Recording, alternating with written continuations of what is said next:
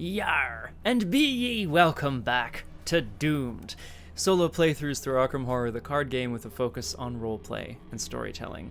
Today, the blessed sailor Silas Marsh, who I also have been referring to as the sexy sailor, for which I'd like to apologize to all sailors, because you have to compete with Silas Marsh. Today, Silas Marsh ventures into the town of Innsmouth where he grew up, where he will look into the vanishing of Elina Harper, Scenario 2 of the Innsmouth Conspiracy, Arkham Horror, the card game. Welcome one, welcome all. If you're watching this on the VOD, two things. Down below is a link to the action where we get started. However, first, I recorded a separate video, which is a prelude to this one. It's the one before this in the playlist, which I hope you saw. It is the introduction to this scenario because I felt it was a little long to do on stream. Go watch that and come back and watch this. If you're watching live, hello the crosshair, and thank you for the tweet. If you're watching live, you don't have that context, so I'm going to summarize it for you, like, super fast. I'm very excited to jump in. Scenario 1 was a knife's edge. On a knife's edge? Scenario 1 was toit. And I feel like I just dirtled a little too long and got a little screwed by rising waters. But it's okay, because Silas Marsh has recovered a bit of himself while also ingesting a bit of seawater. He's fine. He's fine. That's the important thing. I think we're going to get into it, and we'll just see where we're at. The Vanishing of Elina Harper. We're going to put that over there. Keep that. Whoa! There. Okay, perfect. So I'm going to write this down, Crosshair. I should also mention, Crosshair, I think my music levels are good. They tend to fluctuate a bit, but just let me know if it gets too loud or too quiet. A choice of fates. 0 + 1 skull -1, or -2 cultist tablet sign elder sign. Oh, actually, that elder sign does look good. I'm going to go with the first. 0 + 1 skull -1. But I'll make note of Agnes's other prediction, just in case it's opposite day. Oh, boy. Excellent, Crosshair. So, today on Doomed, we are going to be looking at Scenario 2 of the Innsmouth Conspiracy, The Vanishing of Elina Harper. I, for one, am excited, as I tend to be on Doomed, because this scenario, I think what's really cool as we venture further into this campaign, this was the last full campaign released by FFG under their previous model, where they would release little packs. That means that each pack is kind of constrained. It has to have this many encounter cards, this many locations, right? Like, you know, it can't be too big or too small. And it can only reuse things from the campaign or from the core set. So what ends up happening is the designers have to innovate, like, really hard. They have to figure out ways of keeping it super interesting. We've seen scenarios on Doomed from other campaigns in which we were playing a game of Pandemic, in which we were running through a train, in which we were doing all sorts of wild things, creating a maze as we went. Today, Vanishing of Elina Harper, I feel like pays homage to Clue/Cluedo, one of the great classic board games, which I'm very excited about. As a quick summary of what we learned last time, 5 weeks before the events of Pit of Despair, Silas Marsh was being driven into Innsmouth by Agent Thomas Dawson, who's looking for his missing agent, Elina Harper. Elina Harper couldn't have just gone undercover. She would have left him a message in code. He visited her hotel room. No one's been there for a few days. So, Silas, being a Marsh, being a, person who lives in, grew up in Innsmouth, has decided to go and talk with the locals. He's starting to suspect that Thomas Dawson hired him for that very reason. Oh, you're a local, you'll fit right in, you know? We learned about various people, suspects of interest, who have various locations around town. That's where we'll be going, so I'm not going to re-summarize those. We also, now that we have our briefing, we can spend our experience, which I did. Weirdness, hello, welcome to Doomed. Oh, Mrs. White, excellent stuff. I love it. Okay, we're now 5 weeks in the past, which is a bit weird because we're spending experience that we just earned in Pit of Despair. Or are we? Silas Marsh has earned himself this. This is a blessed Ancient Covenant. Now, it looks like a sort of Covenant of the Ark, you know, Dead Sea Scroll kind of situation. I like to think this represents the blessing upon his family, the Marshes. One lineage of them, much like the Whateleys in Dunwich, like one branch of them are probably cursed, but one branch of them seem to be blessed. Maybe Silas is the direct line descent, father-son descendant of the original Marsh. I don't know. This is a permanent card. It just says, when I resolve a bless token, I can exhaust the Ancient Covenant to not reveal another token. So instead of +2, draw another token, it just says +2, which is great. It's exhausting, though, so only once per phase. He also has the possible aid of one Jacob Morrison, the Coast Guard captain. I love this. I love that he's here. He's a blessed ally, no less. Mechanically, he's an ally. He's got 2 health and 2 sanity. I mean, obviously, he's like an awesome naval companion of Silas's. Perhaps they worked together on the Coast Guard.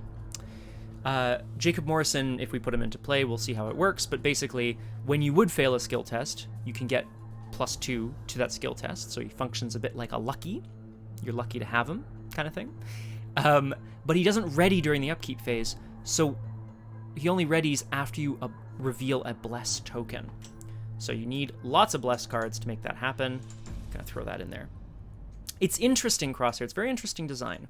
Now, Silas is starting on 3 physical trauma because of, well, not because of his time in the Pit of Despair, weirdly, but because of his, because of his hard life at sea that he's already lived. Look at this guy. Look how attractive he is. Okay. I think we're about ready to jump in. Normally I should actually explain how the scenario is going to work, right? So there's a bunch of setup, which we're about to do. Finding Agent Harper.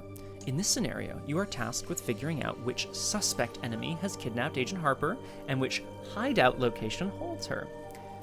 This is done by an ability on the act, which we'll get to later. Each card in the leads deck represents one of the possible suspects or one of the possible hideouts. Since the correct enemy and location are not in that deck, none of the cards in the leads deck can be the correct choice. So, by looking at cards from the leads deck, or by putting them into play, you can narrow down the list of possible enemies and locations by using the process of elimination. Once you're confident in your information, use the objective on Act 1A to advance. Beware, you only have so much time to find the truth, and you may have to guess. I think that's that, yeah. So, essentially, we're going to read the agenda in the act, but I'm going to explain here in the setup. There's 6 possible suspects and 6 possible hideouts. We're taking one of each at random. I'm going to shuffle them, and then I'm going to use this setup button. There we go. Now, there is 1 suspect and 1 hideout, which is the correct suspect and hideout that we're trying to figure out. The rest of the leads deck is here, and we're going to try to use process of elimination, deduction, maybe just some good old gut instinct, some good old guesstimating to figure out who the culprit is. Let's read our... Oh, yeah. Ah, thank you, Crosshair. Boom! There you go. That's a much better recap than I just did. All right, let's have a look at this agenda in the act here. Agenda 1A. Decrepit Decay. Make that bigger. Furtiveness and secretiveness seemed universal in this hushed city of alienage and death, and I could not escape the sensation of being watched from ambush on every hand by sly, staring eyes that never shut. No chat on screen. I don't think I've had chat on screen in Doomed for a long time, and I feel like that's really foolish. Can I import it? I think I can just import it here from another, oh boy. Oh, actually, I'm not sure if I can. It's true, Crosshair. That's actually a really good point. Okay, 2 seconds. I'm just gonna go to there. I know this is a different screen here. I'll probably edit this out later. Do I not have chat in any of my thing? Oh, God. Okay, well, it's not happening today. Thanks, Crosshair. I think I had meant to deal with that, but Whatever.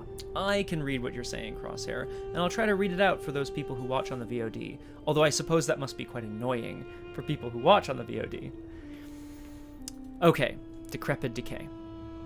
This is a 6 Doom agenda. It says forced. If you defeat a suspect enemy other than the kidnapper, take control of each clue on that enemy, record in your campaign log that the name of the enemy is out for blood. Yes! Weirdness, you're right. I'll keep it a secret that from the YouTube crowd. They won't be able to see what you're saying about that. Ah, ha, ha, ha. Act 1A, the search for Agent Harper. The next morning, you and Agent Dawson split up and search for his missing agent. Okay, this is how we play, basically. Free trigger. The investigators spend X clues as a group. Parlay. Reveal the top X cards of the leads deck to a maximum of 3, and then draw one of them. Shuffle the rest back in, along with the top card of the encounter deck. That's why it sucks. Group limit once per round. Objective. You may advance at the end of any round. Hint, you will have to make an accusation when you advance. Advance when you believe you have narrowed down Agent Harper's kidnapper and whereabouts. So, in layman's terms, or in sailor's terms, as it were, up to 3 clues can be spent at any time to reveal the top X cards of the leads deck, which we know are the suspects and hideouts that are not the correct answer. You draw one of them, which probably will put it into play, whatever it is, a location or a person. The rest of them go back into the deck and shuffled along with the top card of the encounter deck. So every time you spend clues, it gets just that little bit harder to get more information. I will also say, with my luck, I will only reveal the bad stuff cards. Okay, we're starting in Innsmouth Square, as per the description in the at the beginning of the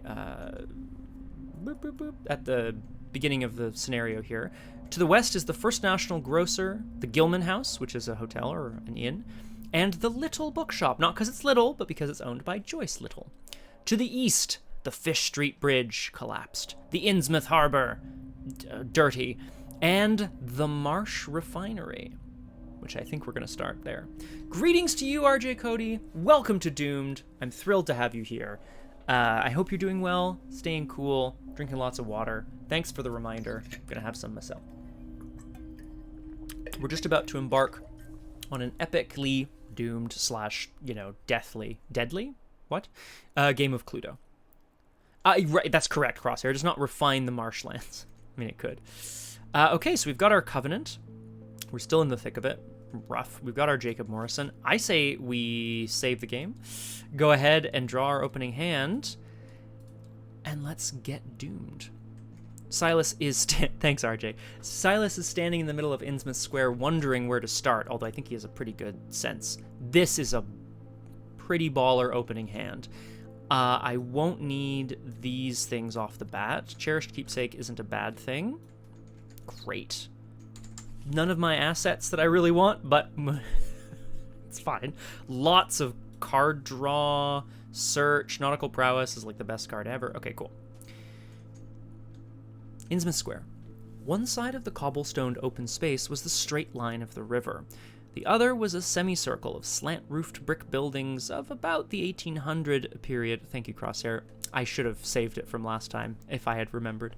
From which several streets radiated away to the southeast, south, southwest. Lamps were depressingly few and small, all low-powered incandescents. Innsmouth Square is a 4-shroud, 1-clue location. I did not need to be told that this was the civic center of Innsmouth, because I am not an idiot. Action, resign. You decide to lay low for a while. Perfect. First action? No, I'm just kidding. Free trigger, spend 2 resources, move. Move to a connecting Innsmouth location. That would be using the bus. There's a bus driver, Joe Sargent, who's here, and he can take you to any connecting location for a bit of money. Ah! RJ Cody, great question. They are customized. Like, I build them myself from the card pool as it exists now. There's a new expansion coming out in a few months, which will add more cards to the pool. I'll be using them in the future on Doomed. But yes, you can get one from the internet, or I will just quickly show if I can find them really quick. Where are they? Starters? Here we are. I just want to place these guys. These are the starter investigators. They're not from the core set. They were released separately. You can buy them separately, and they basically come with a pre-built pack. So, like, I mean, I'm not going to show them all off right now. Also, my freaking face is over the screen here. But basically, these 5 investigators, you can be like, oh, I really want to play a fighter. Okay, here's a fighter. Here's a basic deck. Here's some upgrades for when you get... Oh, you're right, Crosshair. Boop. There they are. The investigators. Okay, cool. So, yeah. If you were new to the game, like if I was introducing a new player to the game, I'd be like, what do you... Well, I introduced Crosshair. I also introduced the Cooley into the game at some point in the last few months. And I was like, what do you want to play? He's like, I want to kill things. I was like, boom. Here's Zoe Samaras. She's a chef with a knife. Just get in there and get murdering, you know? There you go. Hi, Saren Zero. Welcome to Doomed. Thrilled to have you here. We're just getting started with Silas here in Innsmouth Square. Okay, I think we need to just jump right in here and try to get this clue. Yeah, basically Crosshair. God damn it. Okay.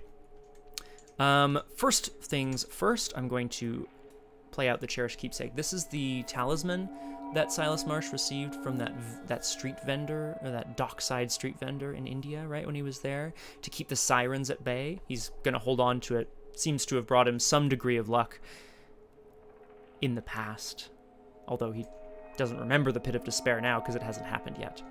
Second action, I'm going to investigate here, which seems a bit wild because I only have 2 intellect and there's 4 shroud.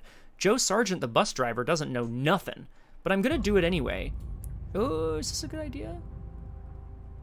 No, I don't want to waste an action on this. I'm gonna come back to that. I'm going to not bother investigating Innsmouth Square. Silas knows that some... Oh, yeah, I will, Crosshair. 0. I will pay for it. Silas knows that a distant relation of his owns the Marsh Refinery. And he's hoping that maybe he can, speak to him, reconnect, figure something out. So I'm going to move to the Marsh Refinery. I'm going to do it by spending 2 resources and paying Joe Sargent, the bus driver, so I can do it fast. Marsh Refinery. He found the Marsh Refinery a queer place. It's in an old mill on the lower falls of the Monuxet. What he said tallied up with what I'd heard. Books in bad shape, and no clear account of any kind of dealings. It's always been a kind of mystery where the Marshes get the gold they refine. What? It's a gold refining plant? What? Silas, you're a sailor and you have gold in the family? The Marsh Refinery. That refinery, though, used to be a big thing. An old man Marsh who owns it must be richer than Croesus. I don't know who Croesus is, but we'll assume it's a rich person. This is a 1 shroud, 1 clue location. Absolutely unbelievable. There's a double action here to draw 4 cards, which feels pretty good. What, to draw 4 cards? Why draw 4 cards? I could draw 2 cards and get a clue. Ah, hell. May as well. Oh, no, I'm not going to do it, Crosshair, because then I will have my hand overfilled, which feels a bit silly to me. Because I'll be at 8, and then in Upkeep, I'll draw another card, and I'll have to discard after that. Yes. Which is a little sad, but it's okay. So, Silas naturally is, given free rein to poke around the refinery. There's barely anyone working here. It's derelict, it's run down, and yet there is chemical runoff running into a part of the Monuxet. Clearly something is being made here. I'm going to investigate. I have 2 intellect against the 1 shroud of the location. I'm going to be unrelenting in, or Silas is going to be unrelenting in his investigation, which adds a wild icon, 3 to 1. Search the Chaos Bag for up to 3 non-tentacle tokens, and seal them on Unrelenting. If they're all good tokens, draw 2 cards. I will. This way I get to draw 2 cards. So, 0, +1, 0. Elder Sign doesn't do anything for me here, but that's okay. So I'll draw my 2 cards. Keyring. Good. And let's investigate. So I'm 3-1 right now. Perfect. -1. It's a success. We pass. We get the clue. And we're ever closer to a little bit more information. Oh, does it? Entirely, eh? Yeah, yep. Oh, well, I mean, taking tokens out of the bag screws her over, right? Oh, I see. Okay. So next time will be when we start Crosshair. We'll call that one even here. And that's that. I think I'm going to play out, for the last action here, I'm going to play out the keyring. I have a feeling that's going to come in handy. The foreman on duty kind of starts asking, yeah, well, all right, yeah, you know, we'll do half a point for that Crosshair, I think. The foreman starts asking Silas, you know, more and more pointed questions about what exactly is he looking for here. The boss isn't around right now. You know, you're going to have to come back later, and sort of forces him out. Not before Silas nicks an old set of keys from the office. So that's the investigation phase. Not bad. Upkeep, we draw a card, we gain a resource. It's a trench coat. Yeah, I mean, I'd rather my cool Coast Guard guy, but whatever. We go to 1 out of 6 Doom, not very much, and we draw an encounter card. Silas Marsh, standing outside the Marsh Refinery, looking east towards the docks. Furtive locals. Well, he did in fact just have an interaction with a local who really wanted to keep something secret. The art here depicts 2 of the locals with what's known as the Innsmouth look, although this is clearly not This isn't the Innsmouth look. This is like a mutant. These are mutants.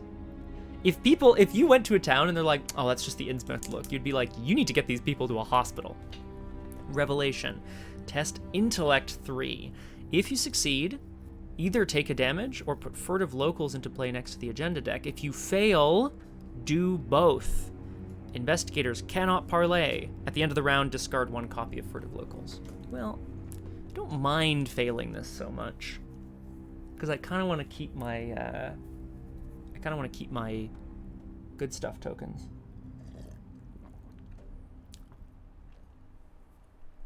Like, I kind of want to keep my intellect tokens for my next big test. Do I even throw anything in? I'll throw in Take Heart. That seems like a good move. Despite the fact that the refinery foreman didn't want anything to do with Silas, Silas is still going to maintain a degree of courage, you know, hope that he'll be able to talk to someone, although every door he passes closes, every window he passes shutters. Like, the shutters close, not the window shutters. So I'm testing at 2 to 3, and I've committed. Oh, a Take Heart. Now, okay, +0. You may commit a skill from your discard pile to this test. This was committed, it's not in there. After this test ends, return that skill to your hand instead of discarding it. Okay, here's what we're gonna do. I'm going to use Silas's reaction ability. How was I gonna mark this? A little connector, right? Yeah. There we go. I'm gonna use his ability to return a skill to my hand once per round. Then, because I revealed an Elder Sign, I can commit a skill from my discard to this test. I'm gonna commit Unrelenting. Well, I don't need to. I don't need to commit things. How does that work? Yeah. I mean, I'm gonna do it though, right? That's 2 free cards. So I will seal 0/0+1 again to draw 2 cards. And incredible. And then after this test ends, return it to your hand. What the hell? Yeah, 100%. I mean, wild. And I passed, because it had a wild icon, so I'm 3-3, which means I passed the test. Okay. So, oh, sorry. Passing the test doesn't mean nothing happens, though. It says, if you succeed, either take a damage or put it into play next to the agenda deck. Well, I don't want to take a damage. Putting it into play means I can't parlay, which means I won't be able to do the search for Agent Harper this turn. That's okay. The furtive locals are going to be here for... the furtive locals are going to be here for a round. That's okay. Silas took heart and has determined that he is not going to be just, you know, left out in the cold, as it were. He is definitely going to, he's going to figure out what needs to be done. That was a very long Mythos phase. Somebody somewhere knows something, and somebody somewhere will talk to him. Silas Marsh, let's take our first action to move down to the harbor. The harbor, long clogged with sand, was enclosed by an ancient stone breakwater, on which I could begin to discern the minute forms of a few seated fishermen, and at whose end were what looked like the foundations of a bygone lighthouse. A sandy tongue had formed inside this barrier, and upon it I saw a few decrepit cabins, moored dories, and scattered lobster pots. He really is, excuse me for the coughing, sorry. He really is Crosshair. I don't know what the hell those first two draws were about.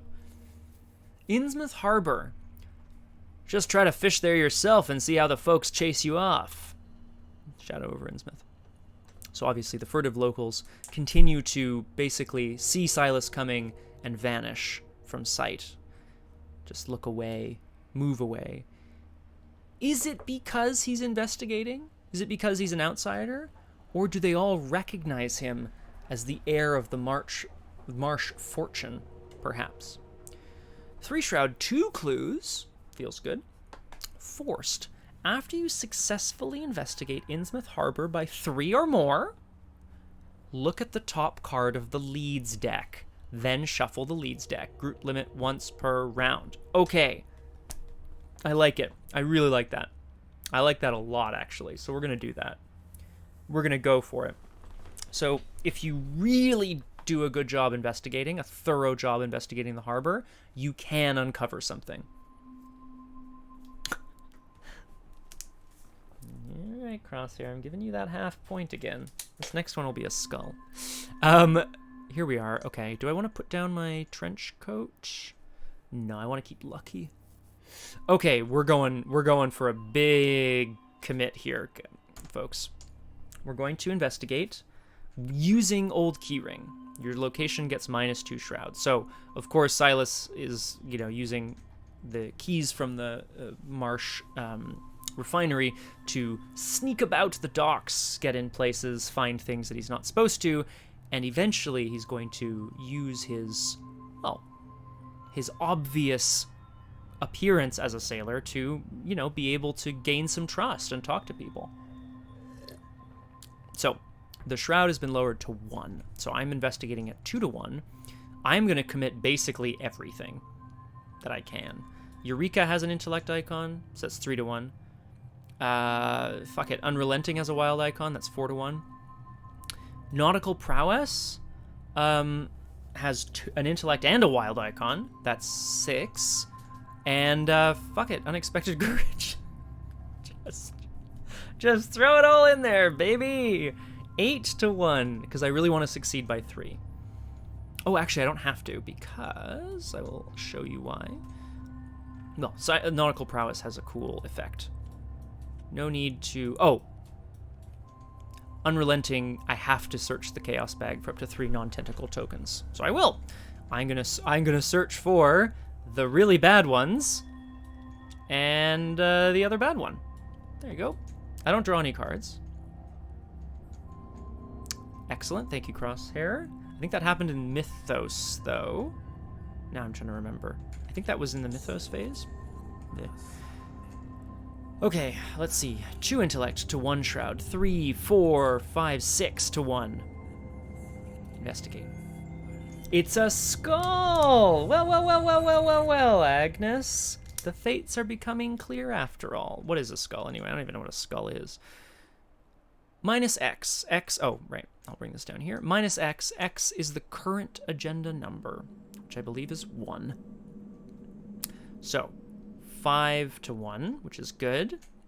Nautical prowess says, this is, of course, nautical prowess is, you know, one's abilities on a ship, one's ability to sail, recognize things at sea, and, in this case, talk to the local fishermen. If a chaos token with a negative modifier is revealed during this test, which it was, either draw a card, or nautical prowess gains Wild Wild. Well, I'll draw a card because I don't need the Wild Wild. So that's a success. I succeeded by 3 or more. Unrelenting, nautical prowess, and Eureka all go in the bin. Eureka says, search the top 3 cards of your deck for a card and draw it, which I will. Woo! I mean, this is wild. Whoop! There's leg injury. Don't want that. Oh, baby. I'm going to take that. I think. Look what I found. Holy crap, look what I found. Okay. I succeeded, so I'm going to get a clue. I lose a key off the old key ring, and I gain the clue. Silas is everywhere all at once. He has managed to find out, basically just by looking, he's able to tell the status of the harbor, the various factions of the harbor crews, the various people who are working hard and the ones who are hardly working. He's able to talk to everybody as if he was their best friend. After you successfully investigate Innsmouth Harbor by 3 or more, look at the top card of the leads deck, then shuffle the leads deck. Ooh, and these all have to go back in. So, this is one of our leads, and this information will help us uncover who it is not.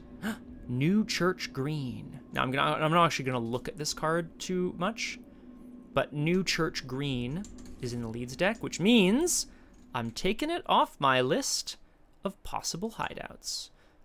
2, 3, 4, 5, 6. Whoops. It's not that one. Ah, Kung Fu Fenris, hello! Welcome to Doomed. Thrilled to have you with us. Silas Marsh, the sailor, is currently investigating the disappearance, the vanishing of Elina Harper. He hasn't learned much yet, but it's going well. He's got most of his tools that he's going to need, and he's learning things bit by bit. The New Church Green is... Thanks, Crosshair. New Church Green is a location mentioned by a number of the sailors as a derelict place, therefore potentially great for a hideout for a kidnapper, but also currently under construction, active construction. There have been people buzzing about at the site for a week. Silas can safely eliminate it as a possible hideout. Egotha Skulls, hello! Welcome to Doomed. Glad to have you with us. I'm just putting up the info there about what we're doing. This is a solo playthrough through parts of Arkham Horror, the card game, with a focus on roleplay and storytelling. The sailor investigating the vanishing of Elina Harper. You gotta be careful of the bee people weirdness, it's true. That's honestly a little terrifying. Okay, well, we definitely did a pretty good job there. We're gonna investigate again, because I really want this last clue. Can I get something back? Yeah, I could use a resourceful to get something back. I would rather just use keyring. Yeah, let's do it. This is all part of the same kind of investigation attempt. The old keyring here, I'm going to lower its shroud by 2 again, so I'm investigating at 2 to 1. Oh, baby. I get to commit a card from hand and then bring it back to hand? The elder sign here is +0. You may commit a skill from your discard pile to this test. After the test ends, return it to your hand. Well, I do like how unrelenting we are. I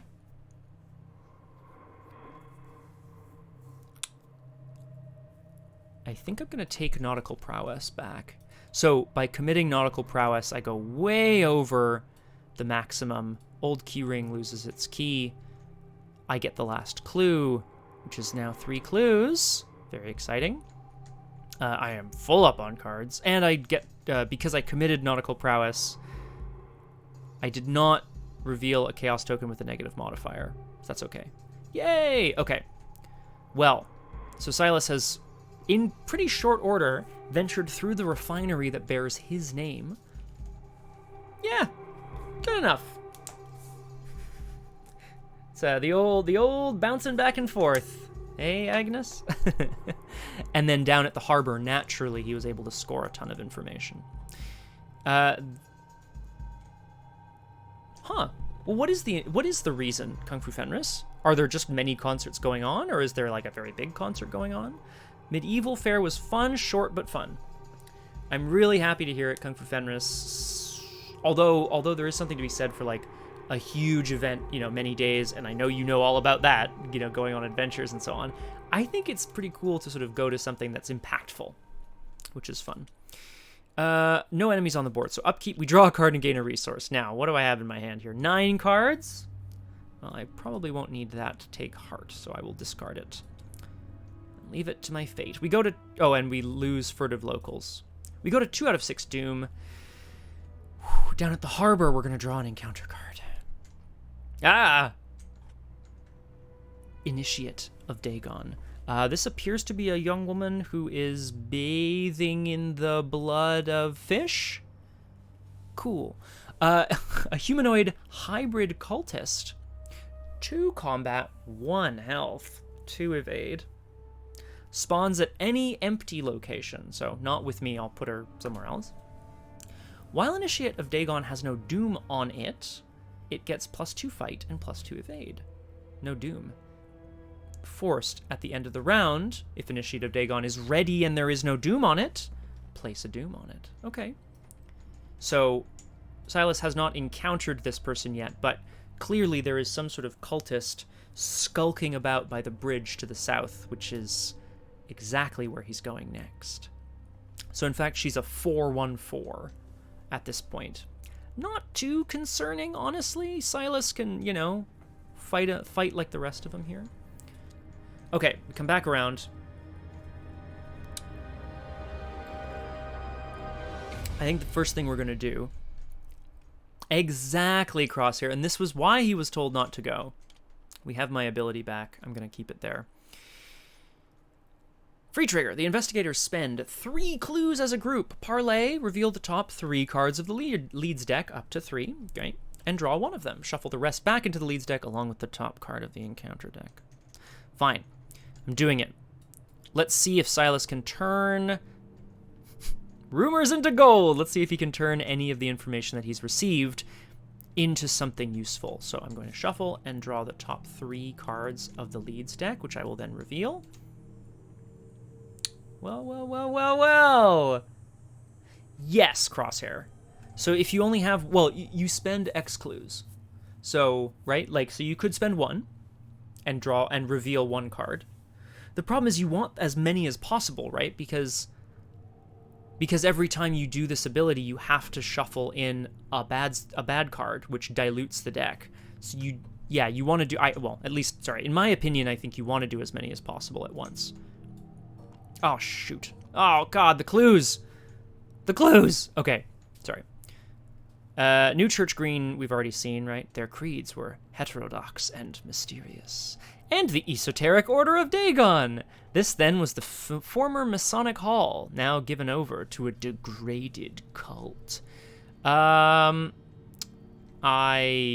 really think I'm going to want to investigate Barnabas Marsh, baby! Yes, you reveal them. I am going to just go ahead, though, and cross off the Esoteric Order of Dagon and Barnabas Marsh, because those people can't be the hideout or suspect. So unfortunately, I've screwed myself over here by placing those cards with their clues. That's okay, and the top card of the encounter deck goes in, and we shuffle. Barnabas Marsh, let's have a look at him, shall we? The change is upon him. He's an elite suspect. Revelation put Barnabas Marsh into play at the Marsh Refinery with 1 clue on him.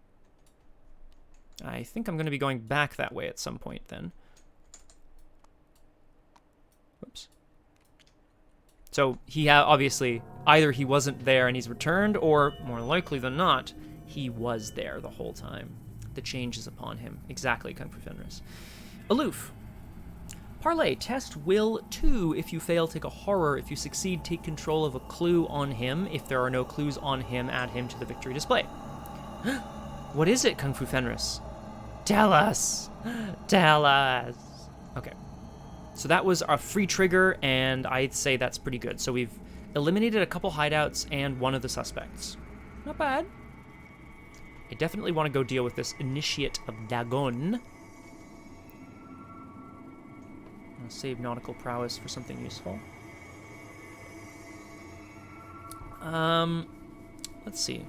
Cover bands and beer. Oh, jeez Louise, Kung Fu Fenris.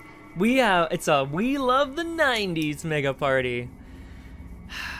Kung Fu Fenris, I hesitate to ask, what's your general impression of the decade known as the 90s? Hello, Aragwen. Welcome to Doomed. Thrilled to have you with us. Aragwen, just to catch you up here, because we didn't do the intro, but it was in that separate video. Silas Marsh is investigating the town of Innsmouth. He's looking for any leads as to where Agent Elina Harper went. She's been kidnapped, most likely, so they need to find out who, where, like a game of Clue. We've managed to narrow it down a bit. We know she's not at the Esoteric Order of Dagon or the New Church Green. And we know that Barnabas Marsh is not responsible, and we're going to go talk to him shortly. Ugh. But first, I think we have an initiate to deal with. Exactly, RJ Cody. I have a couple years of the 90s under my belt, but just in the sense of being a baby, you know. Oh, no. Yeah. You know what, Kung Fu Fenris, I see that. I do see that. The 80s were a time of, or in a lot of places, the 80s were very much a time of, like, excess, right? And materialism and fucking synthesizers and, like, fucking glamour rock, whatever the word is. I'm looking for another term, but I can't think of it right now. And then the 90s were like this MTV like faux realization of how bad things were, but it's not real. It wasn't real. You know, it was like, oh, life sucks. It's like, yeah, but what are you doing about it? Me too, Aragwen. No, but actually, listen to music from the time it's overproduced. Oh, for fuck's sake. I love it. Okay, let's get in there and go deal with this person, huh? I had a theory. Tell me more, Aragwen. We're going to move into the Fish Street Bridge. Fish Street was as deserted as Maine, though it differed in having many brick and stone warehouses still in excellent shape. The Fish Street Bridge, according to the sketch, was in ruins. And it is. Silas heads there and realizes he's not going to be able to get over back to the other side quite as easily as he thought. He's starting to look for a boat when he is set upon, suddenly, by a person covered in blood. At first he assumes it's a worker from the docks, but she is no worker. She's coming at him, arms outstretched, with cold, dead eyes. Fish Street Bridge is a 2-shroud, 1-clue location. Meh. As I mentioned before, the Initiate of Dagon is a 4 combat, 1 health, 4 evade enemy, because she has no doom on her. But I think we're about to get into the fighting. Boys? Yeah, let's fight. I have 4 combat. So let's party.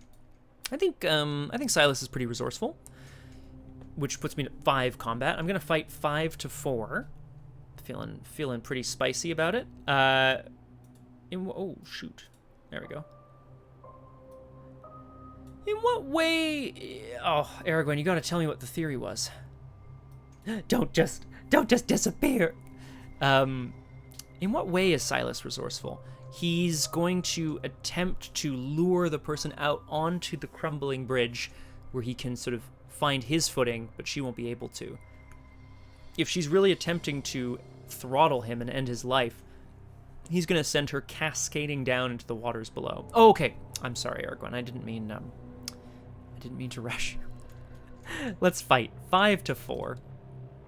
Ooh.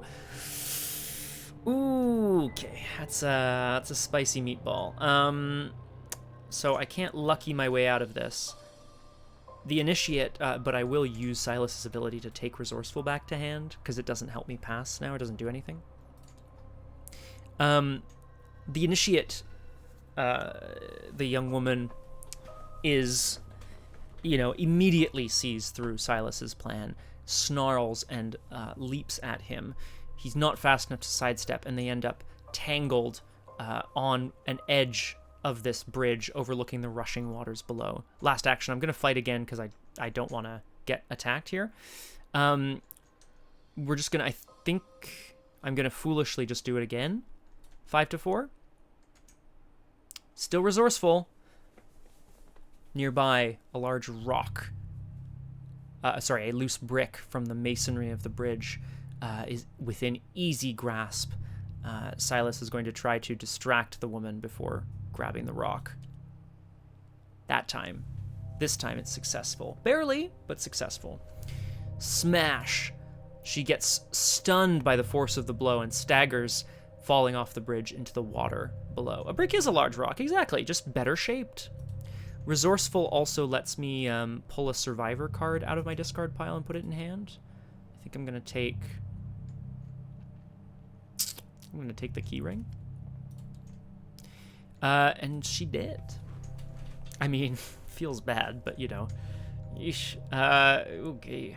That's that then, because I didn't pass the first time, so Silas is here, breathing heavily, considering his options. Enemy phase, no enemies. Upkeep phase, we draw a card, we gain a resource. Our ability comes back to hand. 1, 2, 3, 4, 5, 6, 7, 8, 9. Too many cards, Silas. Too many cards.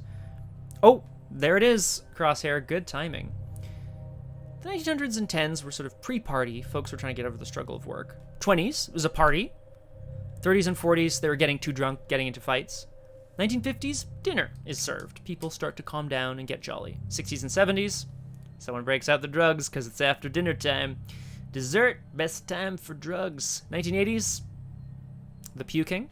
90s are the hangover and trying to figure out what happened the night before, starting work again. I mean, honestly, Aragwen, can I save this? I don't know how to save a chat message. What do I have here? What is this? Ban? Timeout? Purge? No, I don't want to do any of those. Look, weirdness, she attacked me. And she's not dead, okay? She just fell in the river. She's clearly in a lot of trouble. Okay, what do I want to throw away here? I need, healing. I definitely want... Daring is good for big enemies. Maybe I don't need both key rings? I just took one back to hand. It'd be really foolish to throw it away again. But I'm doing it anyway. All right. Okay. 3 out of 6 doom. The bridge. Silas stands looking over the edge, making sure that she doesn't resurface. Oh, well, I mean, you're not wrong. Oh, Crosshair, thanks. Excellent, excellent, excellent, excellent. That's what I like to see. Thanks, Crosshair.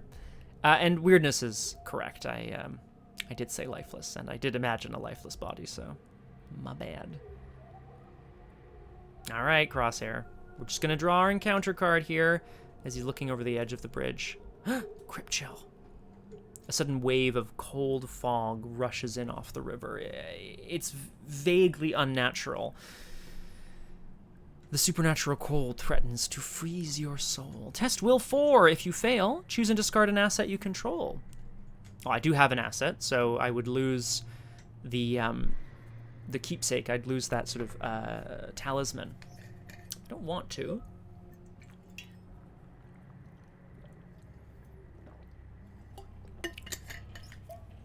So I think I'm going to commit nautical prowess to this test. Now, why his nautical prowess would save him from the chill of the grave, I couldn't tell you. What I can tell you is that when Silas Marsh sees a bank of fog rolling in, he knows what to do. You get to higher ground. Stat. Fog in and of itself isn't dangerous. It's the hazards within it that can sink a ship. So I'm testing 2, will 3, 4 to 4. -2, that's okay. Because Nautical Prowess can gain 2 wild icons, which passes me the test. As we scramble to higher ground. We go back to the investigation phase. Looking good. Looking like a party. What I would like to do now, I want to get another 3 clues so I can have another crack at the leads deck, like stat. Put those away there. So there's 1 clue on the Fish Street Bridge, there's 1 clue at the square, and then there's 1 clue on Barnabas Marsh. Is that the best bet, or would I continue from there? I think I'd continue. Yeah, 1, get the clue, move, get the clue, and then continue on, probably. Well, we'll try to get this clue first, right? Or do I want to just play some assets out and stuff? I don't really have a ton of time to just, like, play stuff out. The key ring will come in handy. Although maybe just not yet, right? Maybe I can just kind of get away with not dealing with it right now. Yeah, let's just do it. I think I'm going to, I think we're just going to investigate here at the bridge. The body of the young woman dumped into the river, the attack on his person, and the bank of fog that rolled in. It can't just all be a coincidence, can it? Silas is going to see if there's anything nearby that might shed some light on the situation. 2 to 2. Whoa, whoa, whoa, whoa, whoa! An elder sign. So I will pass the test. I may commit a skill from my discard pile to my hand. After it passes, I can take... See, this is where it starts to get absolutely, like, disastrously ridiculous. I'm going to commit Resourceful, which means that it was successful, which means I can choose another survivor card and add it to my hand, and then this also comes back to hand. Like, it starts to get really ridiculous here. Silas is able to find information, like, almost immediately. There's a nearby pub. Oh, me too, weirdness. I'm not liking our odds later on in the scenario, that's for sure. The nearby pub where Silas goes to question some of the people there, and they're just drunk enough to want to answer questions.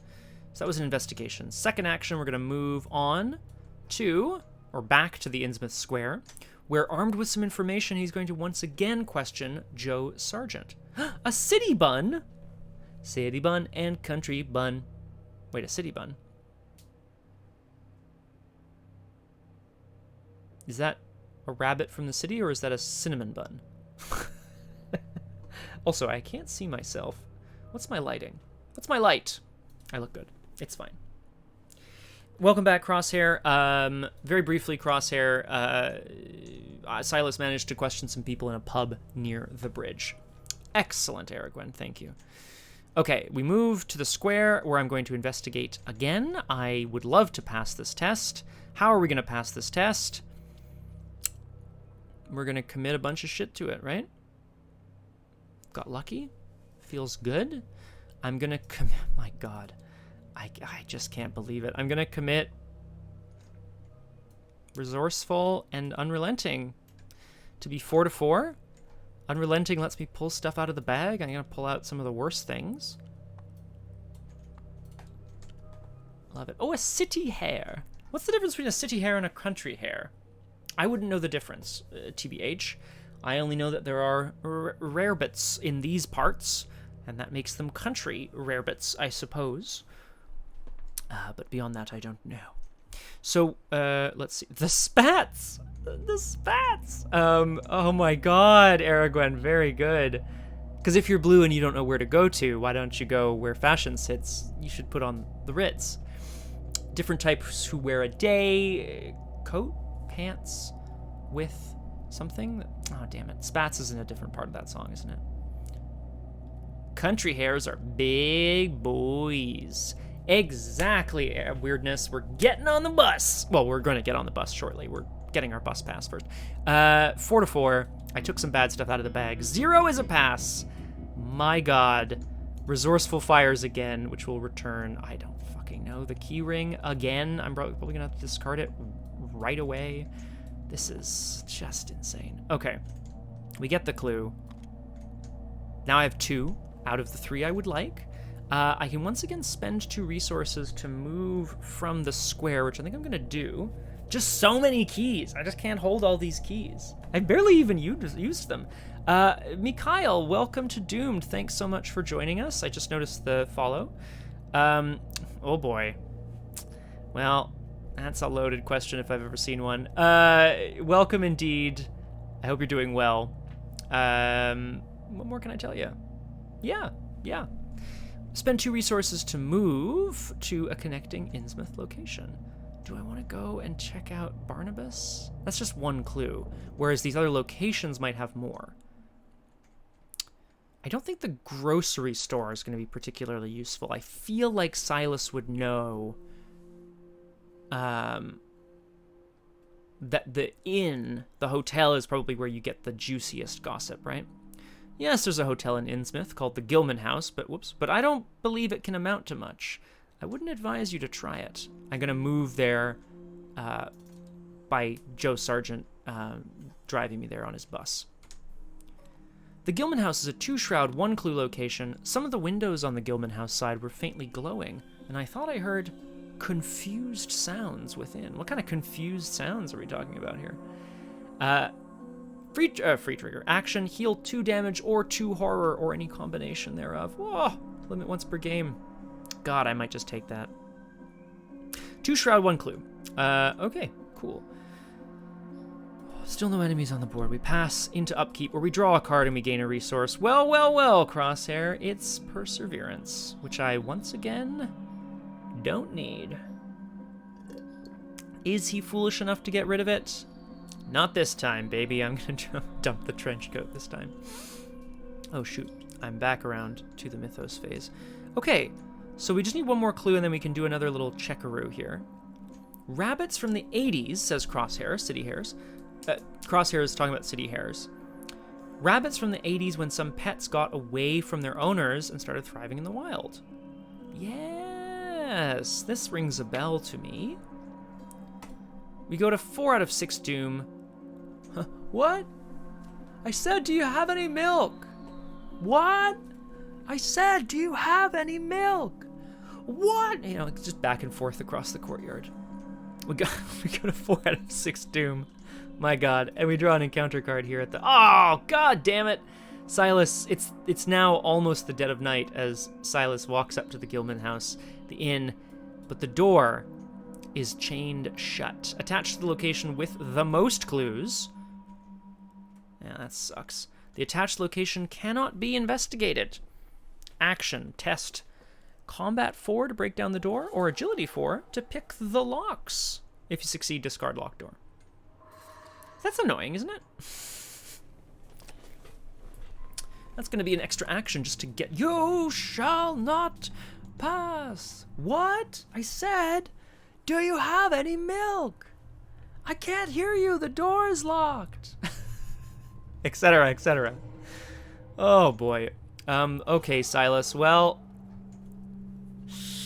is it rude to break down a door to an inn in the middle of the night? Or early in the evening when you feel like you need to be able to get a room? Yes, it is a bit rude. But I think we're doing it anyway, aren't we? Actually. Oh no, well, it's 4 to 4. That doesn't feel very good. Well, look, weirdness. That's all I know how to do, okay? Okay, first things first. We're going to play out one of these key rings here. The key ring represents a way into the Gilman House, which we haven't sort of figured out yet. We're going to see if we can deal with the locked door. Test Combat 4 to break down the door. I think Silas is going to attempt to force it open, assuming that it has become stuck, and not that someone is trying to keep him out of his investigation. 4 to 4.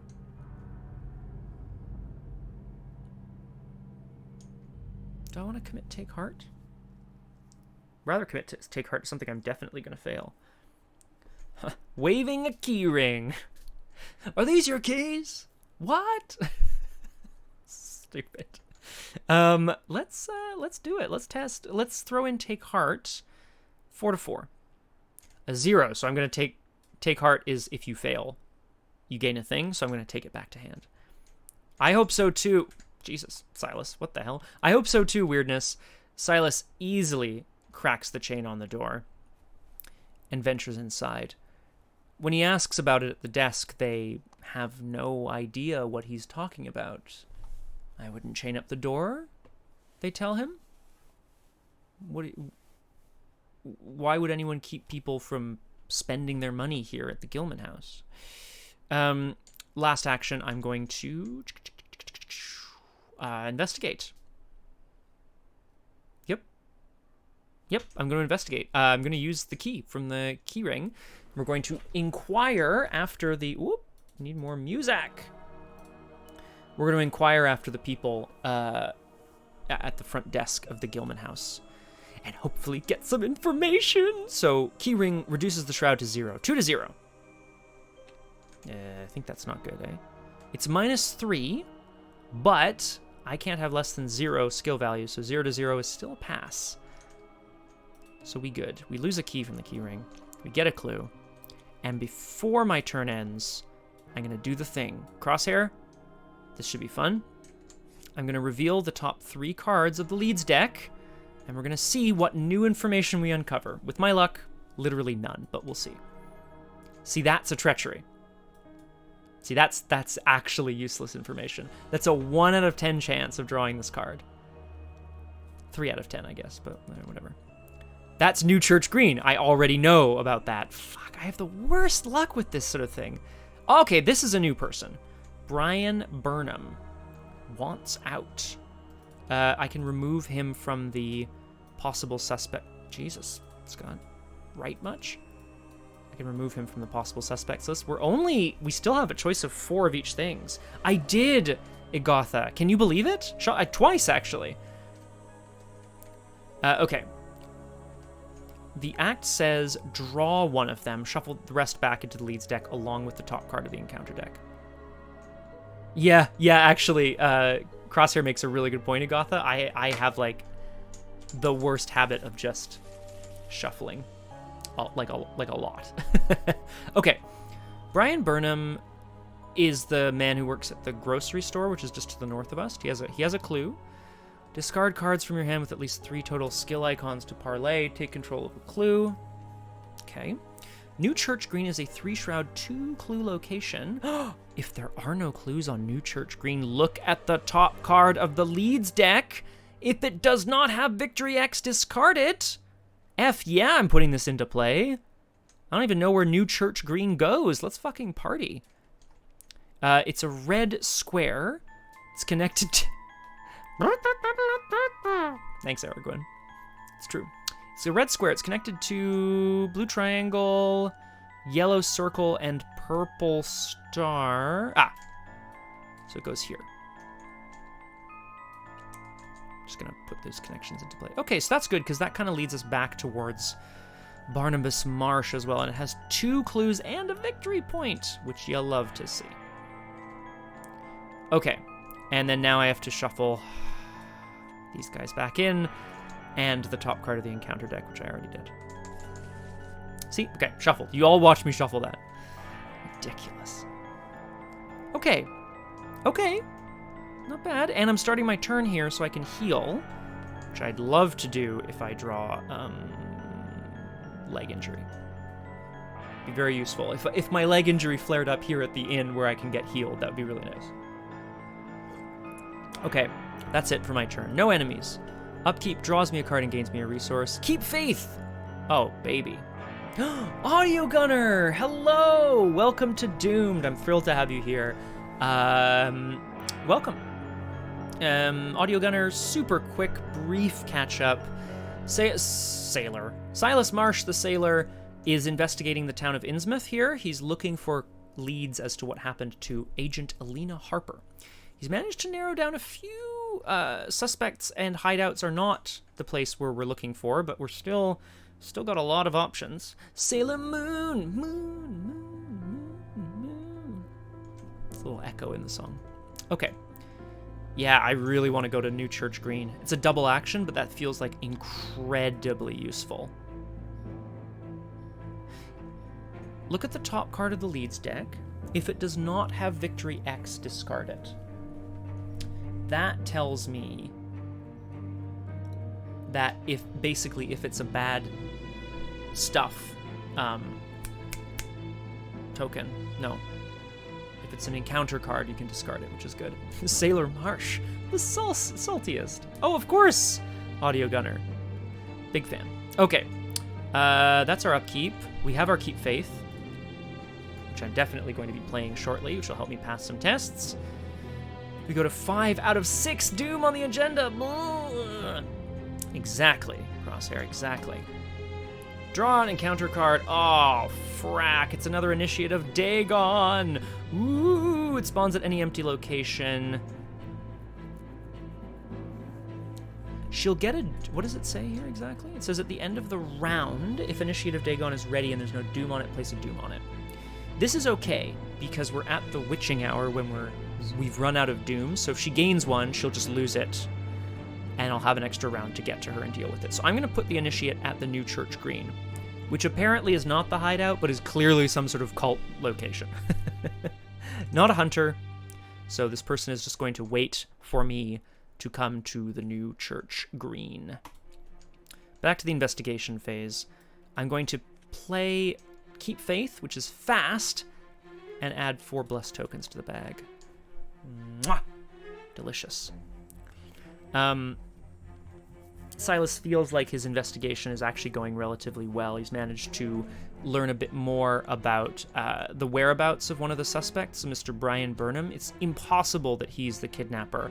He's been, apparently, between all of the people he's spoken to, he barely leaves the First National Grocery. Yeah, first action. I think I'm going to continue around the outside of this little loop here before I get back to the New Church Green and Barnabas. Sailor Man. Oh, okay, that's what we were saying. I'm going to move up to the Little Bookshop. A rare bit of warmth in an otherwise dreary town, the Little Bookshop is a narrow maze of shelves, each one spilling over with books. Spot Sailor Man, there we go, does whatever a sailor can. Can he swing from the rigging? Of course he can, that's part of the job description. Look out! Here comes the Sailor Man.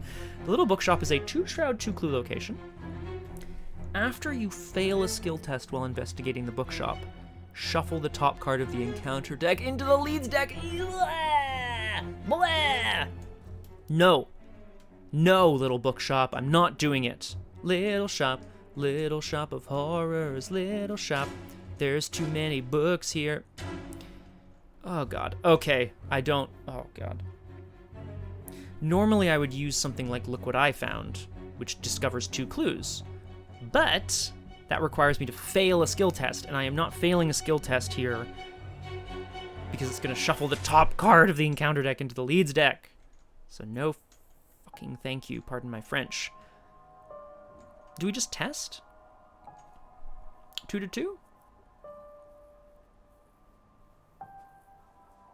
I really don't want to like fail though, because of the thing that I just mentioned. So I'm going to use the key ring.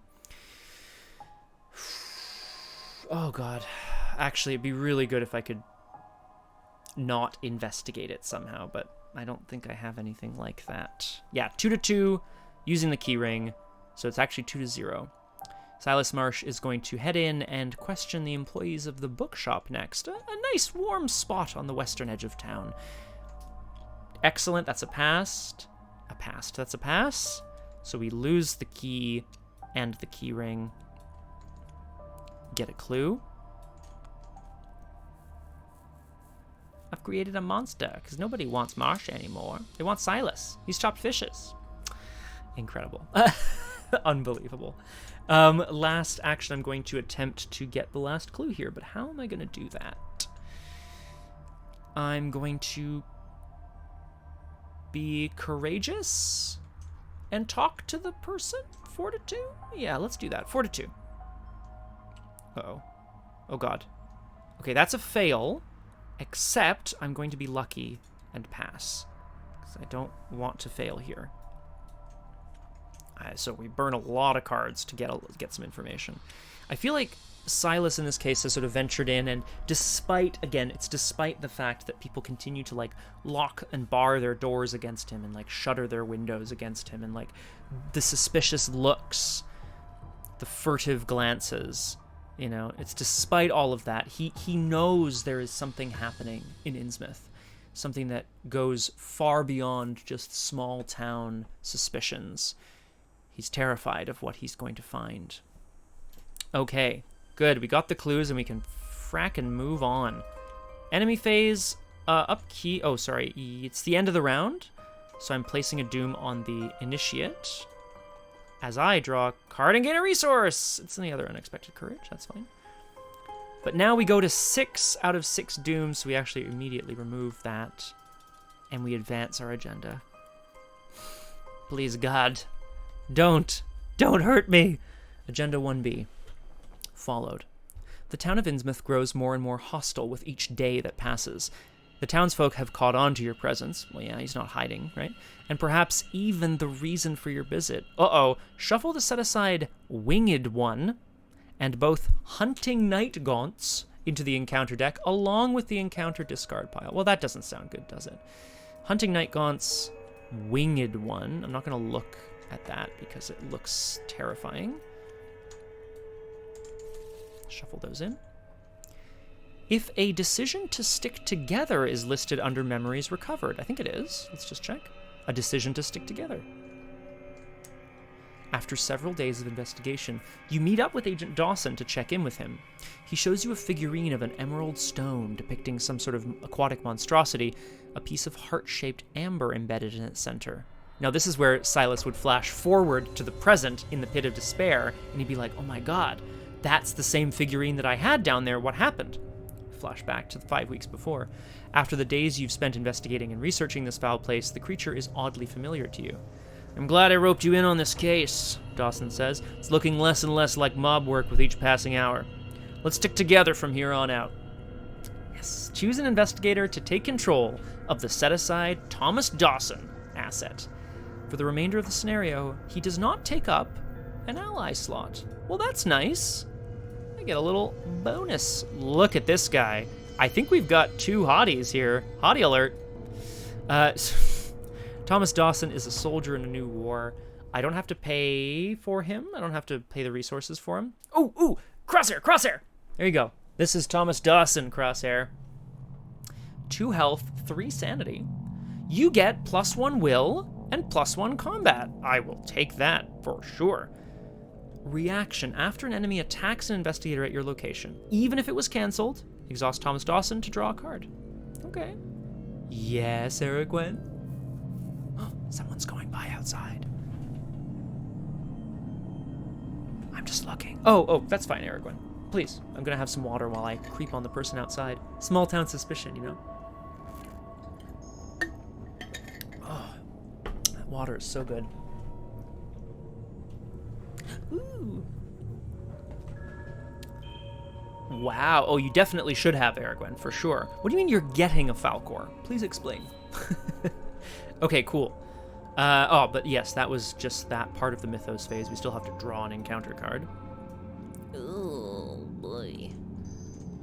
A shadowy figure follows you in the rain. When you look at it, your head pounds in agony and your vision blurs. Despite Thomas Dawson having, decided to stick together and come along with us on the rest of the investigation, he feels like there's strength in numbers. And while that is true, somebody has been following Silas for nearly a day now. Peril, revelation, spend a clue or take 2 damage. I don't want to spend a clue. I really don't want to spend a clue. Wah. So I'm going to take 2 damage. I'm putting 1 on me and 1 on Thomas. Sorry, Mr. Dawson. I like to think what that means is that there's a brief altercation in an alley before somebody dashes off into the night. What the hell was that? Dawson says. Oh, excellent, Aragwen. I can't wait for him to check. Hang on, wait. No, I'm the social media manager. Damn it, Aragwen. Damn it, Aragwen. I'm the social media manager. I'm having a look here. There's a sailor warning. Thanks, Crosshair. To Wiki. Oh, you miss Emperor Scottimius, don't you? I do too. He's a cool cat. Excellent, Aragwen, thank you. Oh my god. I mean, this is pretty fantastic. So this is a stuffed animal. This isn't just like Jeeves has been shaved to look like a Falcor. As he... Aragwen, please, Aragwen, post photos of Jeeves. Please tell me that he hasn't been shaved to look like Falcor. You said you've been shaving him. Okay.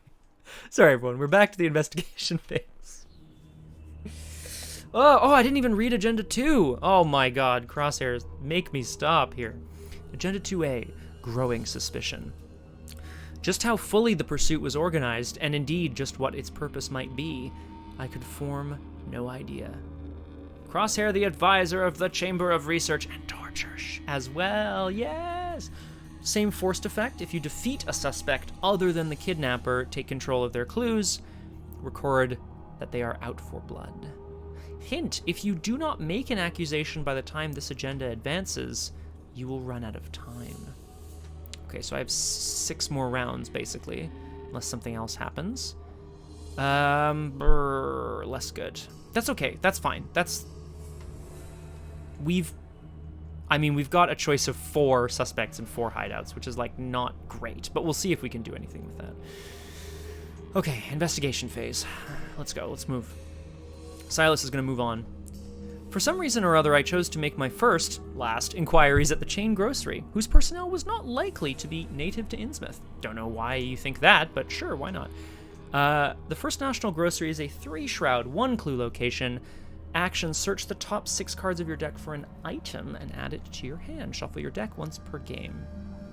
Items like the meat cleaver, key ring, don't need that. I think that's it, actually, so it wouldn't be ideal. Okay, 3-shroud. I'd love to pass this. I'm gonna save Look What I Found for the location next to this one. Gasp! Weirdness. Weirdness, what? Are you referring to something that Aragwen posted? Oh, yes, you are. Okay, cool. It is honestly fantastic, Aragwen. I feel like I'm not... Okay, good. I feel like I'm not being excited enough about it. That's how excited I am. Okay, let's get this clue, and then we'll move over, take out the initiate, and get the clues on New Church Green. Yes, that's the plan. That's the plan. First action was move, right? I did that. Yeah, second action... Oh, for fuck's sake. Need more money. Second action is put out another keyring. I think so too, Aragwen, but as long as it doesn't look like some sort of horrible long Furby, I think we'll be okay. Last action, we're going to investigate with the keyring, which again, I think is Silas sort of poking around the back of the First National Grocery. He's eliminated the owner, Brian... Oh, of course you are, Brian Burnham.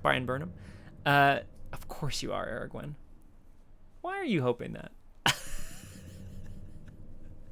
Oh, jeez. Because it'd be funny. I'm investigating at 2-1, which is not great. So I guess I'll commit Unexpected Courage. Bless. I don't need that, so I will take it back to hand. I'm just doing all this sort of stuff here and grabbing the clue before I explain what's happening here. Oh, of course. Yes, weirdness. I'm sorry if I mispronounced you just there. I actually absolutely know that, and I feel like it must have just come out, so my apologies. Spending time thinking. Ooh! Well, that's it, though, Crosshair. This is the problem, right? Okay, so we lose the Bless token. Silas's investigation of the grocery goes very smoothly. Brian Burnham is thrilled to talk with Silas, whom, though he doesn't recognize him as a Marsh, is, excited to be talking to a big, strong sailor man who seems, grizzled, experienced in the ways of the world. Am I suggesting a homoerotic love story between them? Yes, that's what I'm suggesting. And we get the clue, which I love. Enemies, nothing happens. Upkeep, we put a doom on the initiate of Dagon. But don't worry, we're gonna fight it next round. And we go to Upkeep, where we draw a card and gain a resource.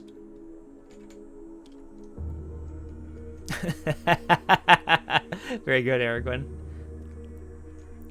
We go to 1, but actually 2 out of 7 doom already.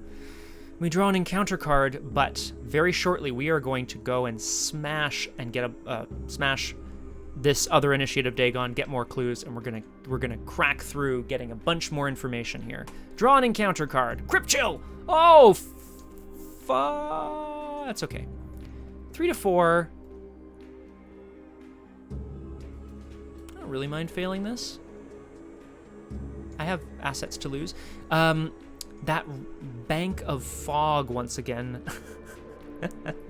That bank of fog once again rolls through town, and Silas is sure that he can see shapes moving through the fog that he can't quite recognize as human. I am testing 3 will versus 4, so I'm probably going to fail, but I'm allowed to take heart if I fail. Yeah, okay, so that's a big fail. So, if you fail, choose and discard an asset you control. I will get rid of, I can't believe I'm going to get rid of the keepsake because I don't need it. But, take heart fires, I draw 2 and gain 2. A knockoff from a struggle factory!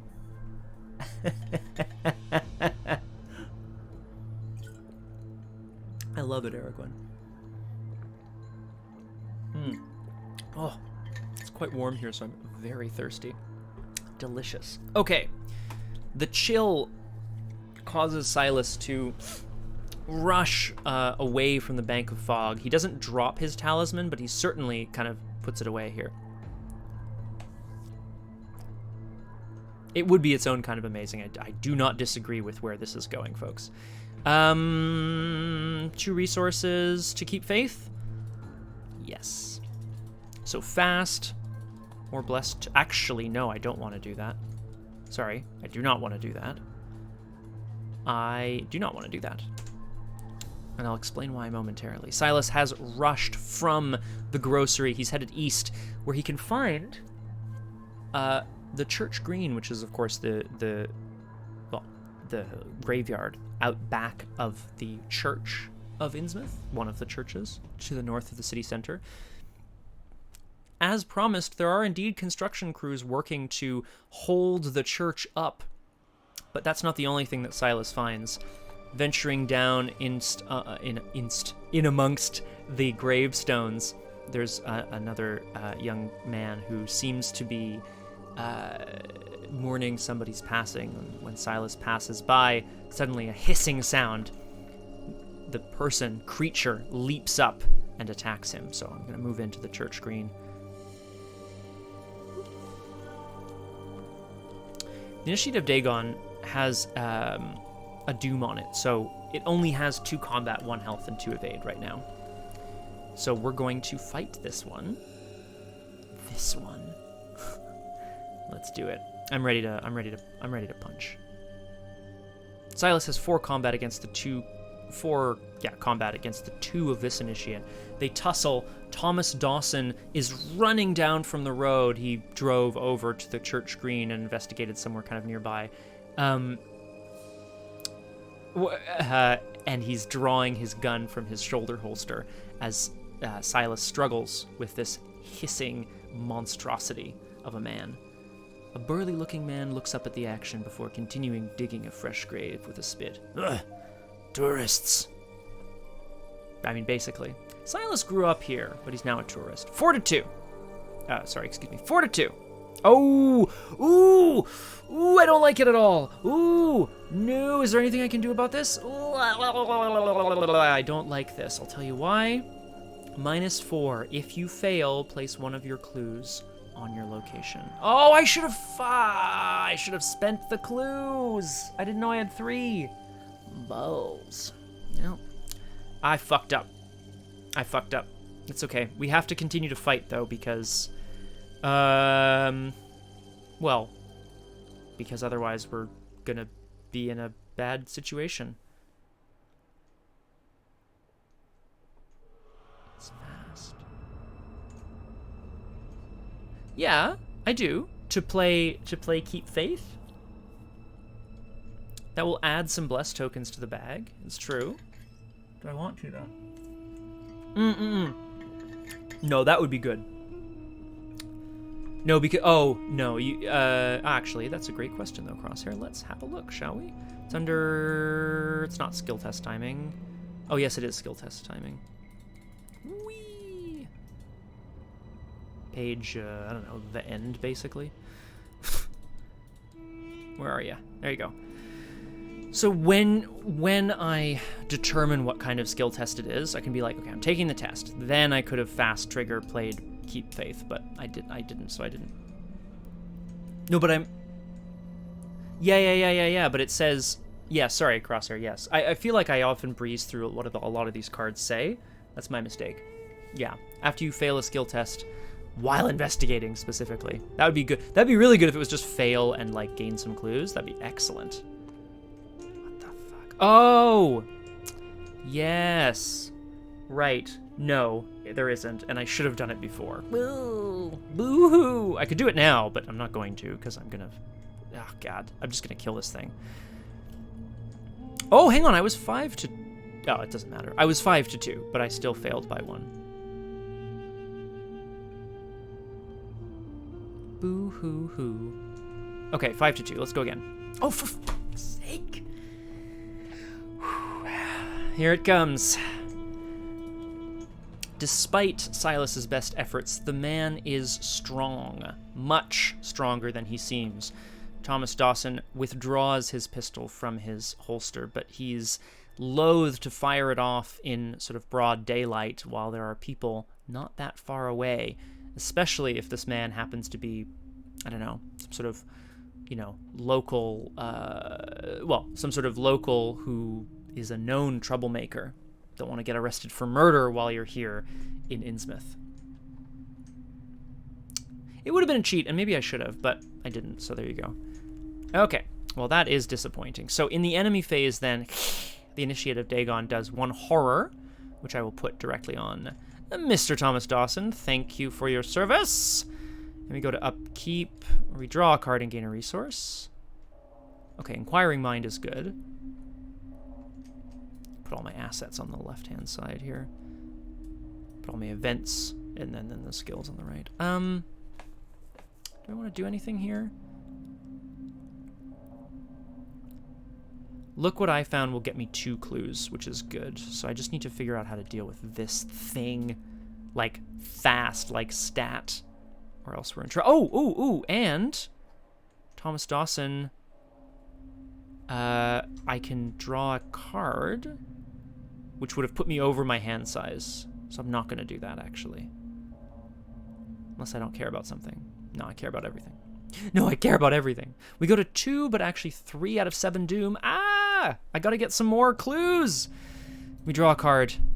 The Innsmouth Look. Uh-oh. SpaghettiOs. The creature that is currently hissing and spitting in Silas's face, struggling with him on the green here.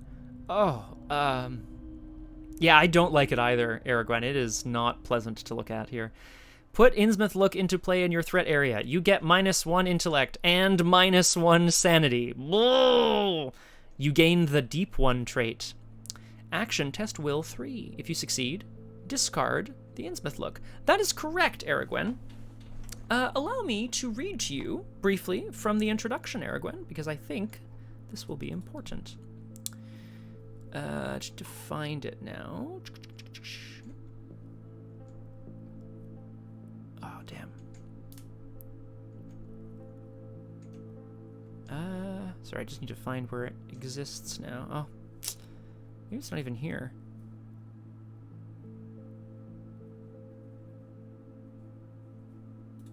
I remember reading it and being like, ugh.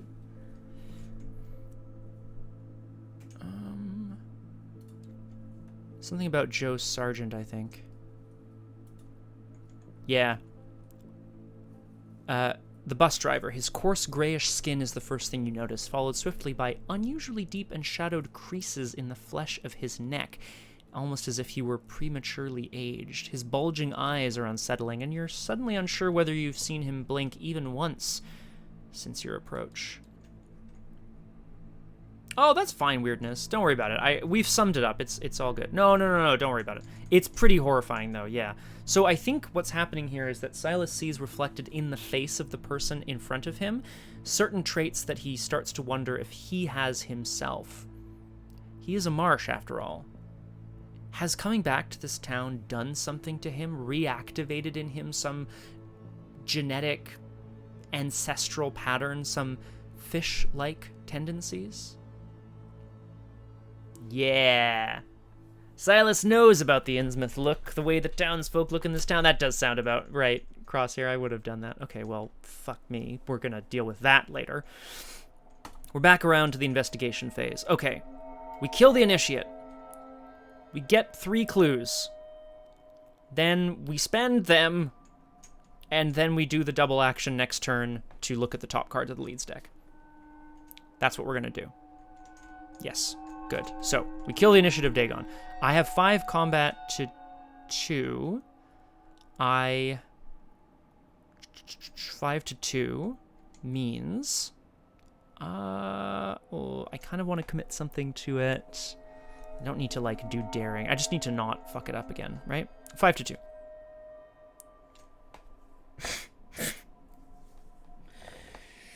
Oh, Scotty... Crosshair, remind me to never trust myself. Like, ever.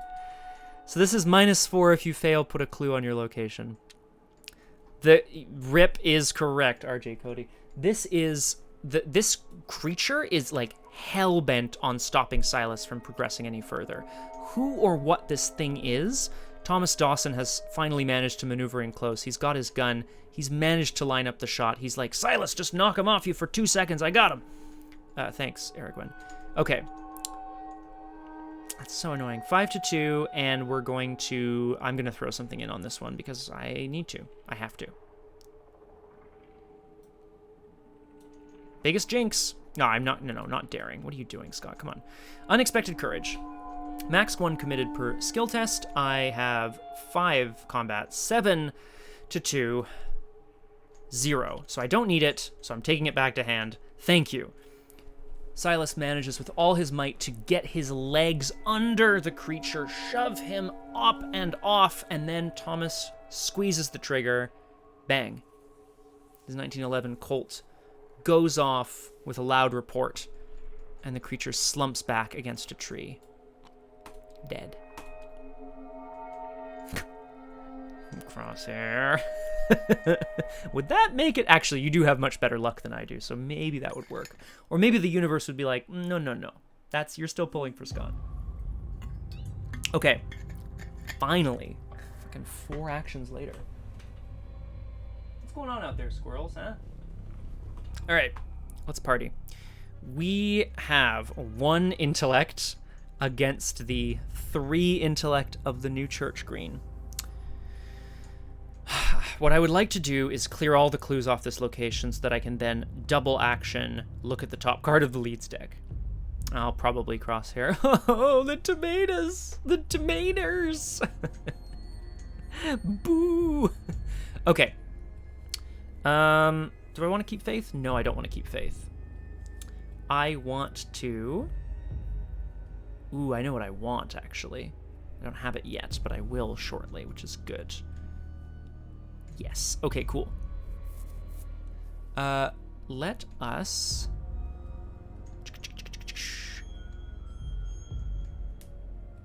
Oh, that is a good point, actually, Crosshair. Yeah, we're not sure. But, like, if it was a deer, which we have come into the garden, they would have eaten leaves off the tomato plant, but nobody had. So maybe a raccoon? We have raccoons around here. They're pretty cute. I quite like raccoons myself. Okay, this is a 3-shroud, now 4-clue location. Lol. I'm testing at 1 to 3. I'm going to throw in my unexpected courage again, because I have a very specific thing that I'm hoping happens. 3 to 3. Oh, fuck's sake. Oh my god. How infuriating is this? Oh, a neighbor. Well, yeah, like green tomato sauce though, Crosshair. Oh my god. Okay, well, my last clue now goes on my location. This is absolutely incredible, and I can't take the unexpected courage back to hand. So what I'm hoping to do, I'll just explain here. Now that there's a dead body hastily covered with dirt and rocks by Thomas Dawson and Silas Marsh, they're hoping that nobody's noticed their, struggle and murder. They were unable to find anything on this initiate, on this cultist. What they are hoping to do is continue to investigate this place. Look what I found. Play after you fail a skill test by 2 or less while investigating. So I need to have, I need to be, 2 or less under the thing. Oh my god. Okay, enemy phase, no enemies. Upkeep draws me a card and gains me a resource. It's unrelenting again. I'm just looking at all the different possibilities here. See, more blessed tokens would be good. So actually, I'm just going to do this. I'm just going to do it. I'm going to play Keep Faith fast because clearly I need more. I need more blessing. I need more blessing. Silas is filled momentarily with a sense of hope. A sense that he is the descendant of some important Marsh here. If he has the Innsmouth look, it's because he is of Innsmouth himself, and yet he is apart from them. Perhaps that is what will keep him apart. So now there's 5 clues on this location.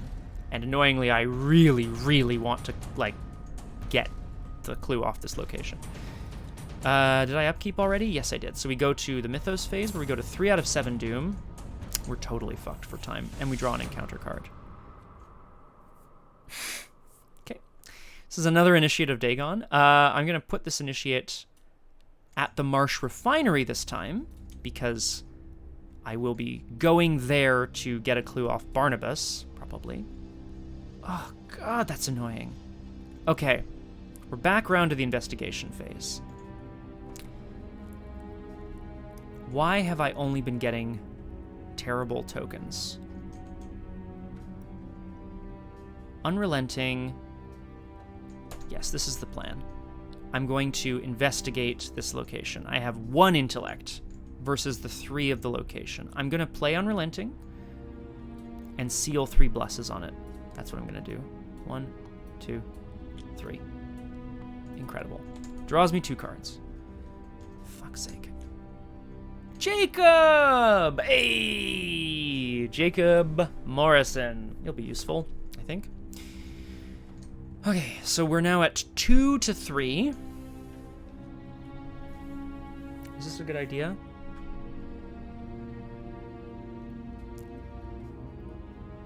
I'm going to use the old keyring as well. Yeah. I'm going to use the old keyring, which brings me down to 2 to 1. Okay, -3. So no bad stuff. But what happens is I fail, but only by 1, because I end up with 0 skill value versus the 1 of the location. Which means I don't get a clue from old keyring, but I'm allowed to play Look What I Found. I fail the skill test by 2 or less after all was said and done, so I get 2 clues from this location. Think the little baby Jesus. And if I can get just 1 more, I'll be in good stead to, if I can get 1 more, I'll be in good stead to just spend them right away. Blessings are very suitable, Crosshair. That's how I'm feeling right now. Silas is feeling like, oh, what did he find, I wonder? venturing into the basement under the church where the construction is happening sort of above ground to keep the tower stable enough, he comes across a small folder of documents, things that seem to document the workings of an organization called the Esoteric Order of Dagon. He shows them to Dawson, who just kind of shrugs, like, what the hell is this, you know? Dagon is a word, it echoes at the corners of his mind. He doesn't know who or what Dagon is, but clearly there's a group in town that worships it, and perhaps wants to keep him at bay. Exactly, it's the Eud. Very good. Very good. Okay. Next, we're going to investigate again. I want one more clue. 3 shroud. I have 1 intellect. I'm going to commit inquiring mind. That makes me... Whoa, sorry, Tom. Sorry, Tommy. That makes me 4 to 3. I'm going to use the key ring. And the quick thinking. 5 to 3. Did I already use my ability this round? I can't remember. I don't think I did. What was my... Yeah, my Mythos card was the Dagon. Okay. 5 to 1. Investigate. Bless. And I'm going to stop right there. Excellent. Okay. So, I used a lot on that, but quick thinking allows me to immediately take another action, which I'm going to do, but I'll get this clue first. Okay. Phew. So, oh, and I succeeded, so the key goes away from keyring, and it goes in the bin, and whatever.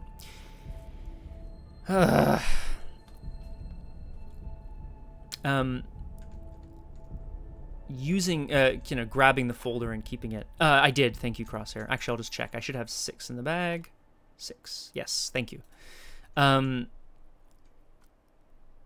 actually, what did I just pull? What was the token I just pulled? Sorry, let me think about that for a second. I was 4, 5 to 1. I think it was a 0.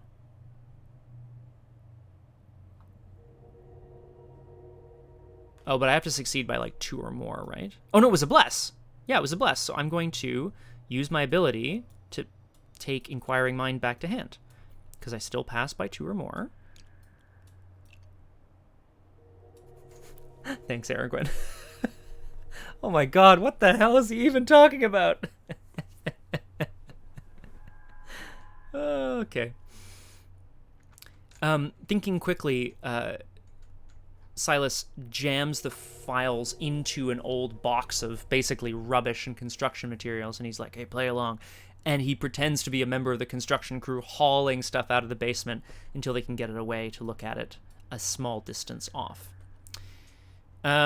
Okay, so the quick thinking gives me that extra action, which is great. I'm going to go right ahead and spend these 3 clues now before I get absolutely kerfuckered again. Shuffle the leads deck. 3 clues, 3 leads. All right, everybody. You don't have to pray for me necessarily, but let's see if there's anything exciting here. The Shoreward Slums.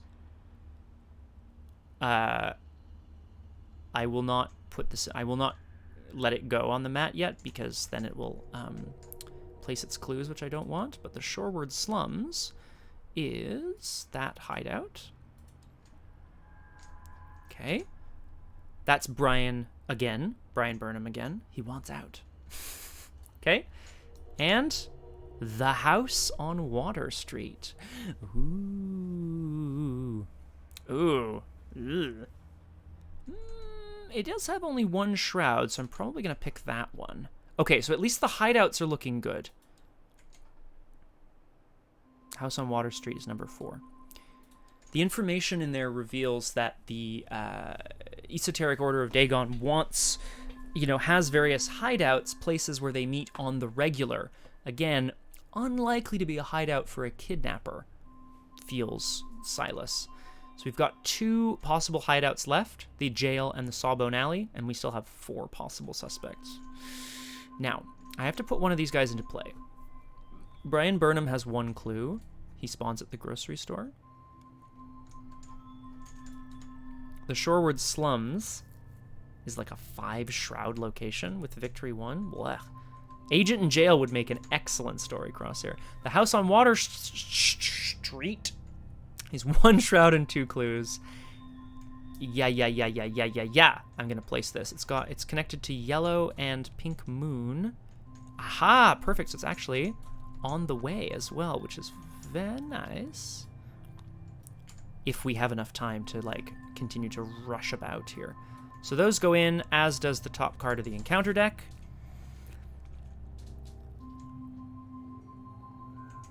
Kittens? Thought I heard a kitten. Oh, it is Ripley. Hi, Ripley. You just coming to say hi to Ella? Yep. Okie dokie. I also want to clear this Innsmouth look. This sucks. I need like... Oh, yeah. Of course. While you rest turn. Do I want to take a little break? Oh, God. Actually, I want to finish the scenario is what I want to do. Okay. There's 2 more clues here, but I'm like unlikely to get at them right now. If I move in to the Initiate's location, it's got 4 combat, and we all know how that's going to go down. Not well is the short answer there. Oh, hi, Max. You're also here. Max, do you want to come see the stream? No. Okay. I could just, like... I know what I need. I need the card that lets me grab a clue while dealing with another encounter card. That's what I need. I should just keep moving. Barnabas Marsh and then the House on Water Street would give me 2 more clues. So I could move in and I could fight the Initiate last action. Not the worst. Not the worst. And I could daring if I was feeling daring. Yeah, let's do it. Let's do it.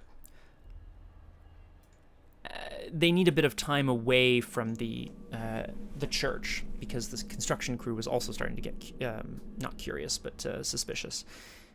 Silas, armed with this new information, is headed back to confront his perhaps long-lost cousin, Barnabas Marsh. After they arrive at the refinery, however, there is another cold-eyed creature standing out front, smoking a cigarette. As they get close, as Silas and Thomas get close, they take note of this person who is slowly drawing a dagger from their pocket. So they have 4 combat. I have 4 combat.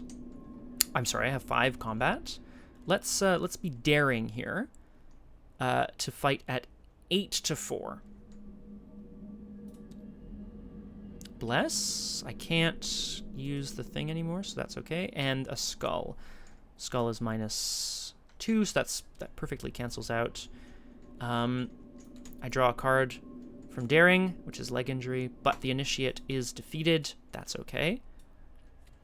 Leg injury. That's less good.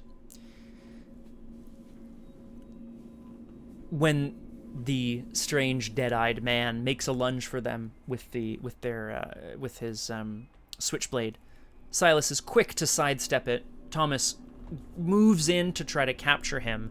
The man seems completely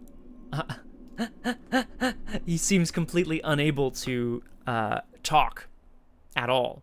He just sort of makes strange strangled gurgling sounds. The knife manages to find a shallow cut in Silas's leg, but indeed memories of this injury from sea come flooding back to him. Aragorn is correct, of course. Everyone's wearing their trench coats and their fedoras and their shoulder holsters, and Silas is just like, "Yar! You can't see me tattoos if I'm wearing a shirt." There it is. Right, Ripley? Okay. Leg injury sucks. Leg injury says after you take a move, resign, or evade action, you can't take any of those types of actions for the remainder of the turn. Well, I'm gonna have to deal with that. Ideally, I'd head straight back to the Gilman House where I could heal it, but I can only move once per turn, which is really bad. I have bandages. Bandages help, but I'm poor. Can't even afford them. Okay. So we killed the thing. I moved in, I killed it. No, those were my last 2 actions. Yeah, okay, cool. And Barnabas is aloof, so we're good in that sense. Enemy phase, upkeep phase, we draw a card, we gain a resource. It's true understanding, finally. This is what I wanted. No, yeah, that's a good point, Crosshair. Well, let's see what it says. It says, after you take a move, resign, or evade action, you cannot take any of those types of actions for the remainder of the turn. This says free trigger move. Move to a connecting Innsmouth location. I'd want to know how leg injury interacts with something like shortcut. Because it doesn't cost an action, but is it still an action? You know what I mean? Gonna have a quick look here.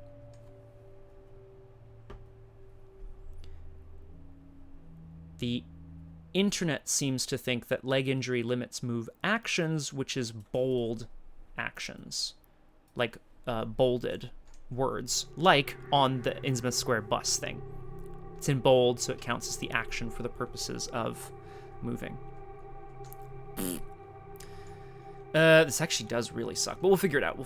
Did I upkeep? Yes, I did. We go to the Mythos phase, where we go to 4 out of 7 Doom. I don't have time for this. I draw an encounter card. Oh, that's right, Crosshair. Oh, fuck! It's the Hunting Night Gaunt. They had no faces at all to smile with, but only a suggestive blankness where their face ought to be. Silas manages to find his way up into the office at the top of the Marsh Refinery, where a pudgy, horrible man with his face sort of seeming like it's starting to melt off of his body, wide-eyed, gulping for air, looks at him. Who are you? And just as Silas is about to question him, smashing through the window, a beast with leathery wings, horns, claws. Thomas Dawson is immediately ducking back and grabbing his weapon again. What the hell is that? He screams. Investigation phase. I can't deal 4 damage. So if I evade, I won't be able to move. Thanks, leg injury. I mean, that sucks. Fuck, that sucks. Oh, boy. Innsmouth look will be... I can do something with that later. So I have to evade, and then I guess parlay and try to survive. Get the clue on Barnabas. Woof. Oh, things are looking bad. Let's evade. I have 4 agility versus the 1 of Hunting Night Gaunt. It says, while attempting to evade Hunting Night Gaunt, double the negative modifier of each revealed chaos token. Yeah, well, you know, it's better late than never. 4 to 1. Bless. Actually, I don't think I need to do that, so I'm not going to use the Ancient Covenant reaction. I'm just going to do this. 4 to 1 plus 2 is 6 to 1. Minus 2 doubled minus 4 is 2 to 1. I still pass. Move a bless. We evade the Hunting Night Gaunt. Silas's leg is on fire as he leaps away, grabbing Barnabas and dragging him out into the hall. Slaps him across the face. Tell me what the hell you know. You know. I'm not sure what he knows, really, so there's not much I can do as we try to figure this out. I have 3 will. I'm trying to parlay against will 2. And there's no clues here, so I'm not going to commit true understanding. Let's commit cherished keepsake. 4 to 2. Oh, I don't like that at all. Okay, that's okay though, because I don't have any clues. So let's go one more time. I need more resources. There's not a lot I can do about that either. Let's go 3 to 2. I'm gonna try to. Oh, and I have to take a horror because I failed. Ugh. Last action. Let's go again. 3 to 2. Fuck. It's another fail. Uh-oh. I thought things were going so well. Oh no. Okay. Enemy phase. Nothing happens, but in the upkeep phase, the Hunting Night Gaunt engages us again as we go upkeep, draw a card, gain a resource. Brute Force, good, useful. Mythos Phase, we go to 5 out of 7 Doom. Ideally, I would clear Marsh, the house on Water Street, spend those clues and get a bit more information, and then make a lucky guess. We draw an encounter card. It's another Hunting Night Gaunt.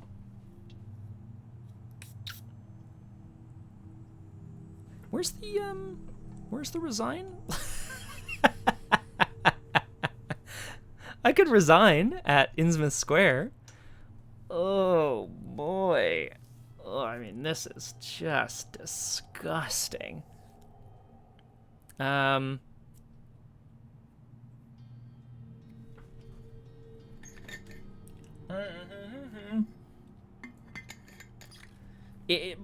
know, I can't argue with Agnes. I love arguing with Agnes, Crosshair, as you are well aware. But I just can't here. I just can't. Because, she's right. Oh, fuck. Okay. This is now the time where the story grinds to a halt, so to speak, as we decide what we need to do. Silas is beset all at once on all sides by these creatures, these absolutely horrific beasts screeching and swooping and swiping at him. Thomas Dawson is attempting to fend them off as well. Okay. So I have perfect, Crosshair. I have 1 turn. I have 2 turns before the agenda advances, at which point I have to make an accusation at the end of a round. So I have this whole turn, the next turn. That's it. 6 actions. Maybe I can get some extra actions if I get lucky. We'll see. Ideally, I would get a clue. I would move. I would get 2 clues. That's already like 4 actions. I would also evade or kill the Hunting Night Gaunts. The trouble with that, of course, is that... the trouble with that, of course, is that is the leg injury. I can, after I move, resign, or evade, I can't do any of those for the remainder of the turn. So I can't... What I would want to do is evade, move. And I can't do that. So I have to try to kill one of the Night Gaunts, then evade the other one. And the next turn, evade the other one. Get the clue from Marsh. Oh, fuck, no. Like, absolutely not. Oh, boy. All right. Yeah, exactly. Of course. Of course, right, Crosshair? I'm actually just going to go get some more water. I think that's probably not a bad idea. We're almost at the end of this scenario, folks, and it went from great to worse, which, you know, classic. I feel like Silas still has some recourse, but we'll see what happens. Maybe I won't get any more victory points or any more information out about, and I'll just have to try my luck with my accusation. Oh, Aragorn, have the best time at your nephew's birthday party. I'm not leaving yet, but happy birthdays, Herbie Birders, and excellent. Let us know about the cursed luck dragon, please. Oh, no, you're the cursed luck dragon. Never mind. Aragorn, let us know about the thing when it comes in. I'm taking a quick break. I'm not leaving. I'm just getting some more water because it is hot. I'll see y'all in a sec. Back on Doomed. All right, and welcome back once again to Doomed. Solo playthroughs through Arkham Horror, the card game where we get fucked up Silas Marsh. All right. Okay. Crosshair. Excellent thoughts. We will read these, and I will tear them apart mercilessly. Here we go. Evade 1, attack of opportunity, parlay and get the clue. Move with another attack of opportunity. You take another hit. Perseverance might be saved if needed, and then next turn, evade the other, grab the clue, free trigger, find the proof, move away, just push the luck, and guess. Okay, so I like where this is going. I will draw your attention to possibly the worst part of all this. Excuse me. Leg injury says, after you move or evade, you cannot take any of those types of actions for the remainder of the turn. So it's not just you can't move, you also can't evade again. Like, So I can't evade and move in the same turn because of the leg injury, which is the worst. However, I will say I do like what you're saying about the possible attacks of opportunity. Because... No, but it can't, not even one of each. It's one of. Like, that's how I choose to read it differently from, there's a card, Frozen in Fear, which is like, you can't do that again. It's like, you can't take any of those types. Ugh. Which is the worst. I think what I'm going to try to do, I do agree with you. I think the way forward is to push my luck and use Perseverance if I need to. I also have, like, Thomas Dawson can, like, take a bullet for me, so to speak. I think the ideal here is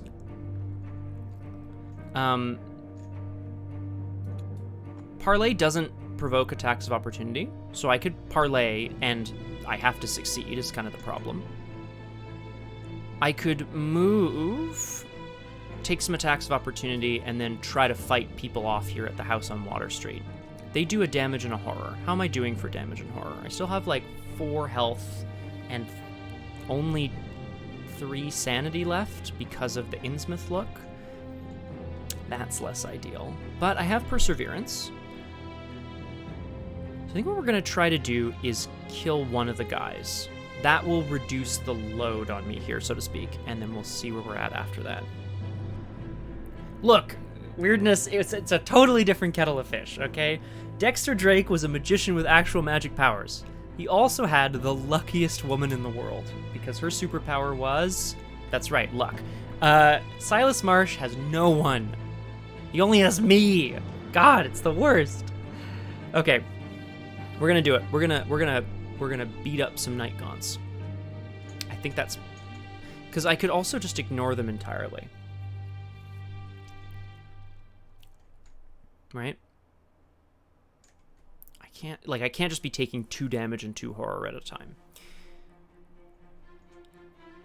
Ooh, a shiny coin. Okay. Oh, I know, weirdness. I want to play the Blessed Coast Guard. Oh, thanks, Pook. I think my luck is bad. But you know what they say, unlucky at games, ... lucky at life, or whatever. That's not actually the phrase, but, you know, you do your best. Thank you, though, Pook. I really appreciate that. I would love to be that guy, the unexpected hero in the zombie apocalypse. You know what I mean? Everyone's like, oh my god, what do I do? And I'm like, shut up! You know, I like get up on a table. I'm like, shut up, everyone! We're gonna board the windows. We're gonna ration the food. We're gonna eat Timmy first, you know? What? Oh, no, nothing, Timmy. Ignore that. That's for my private notes. Bandages would be incredibly useful here. So useful, actually, that I'm considering... I've been playing these games my whole life! Now, stay away from the tentacles, stay away from the chanting cultists, and nobody touch the chainsaw. Okay. Bandage... Oh, but then I can't play Perseverance. Oh, it's the worst! Okay. Yes, Crosshair. Excellent point. And then I just have to make sure that I'm not, like, stuck in a position where I can, you know, get absolutely messed up. Bandages allows me to, when I take damage, heal a damage, which would get rid of leg injury.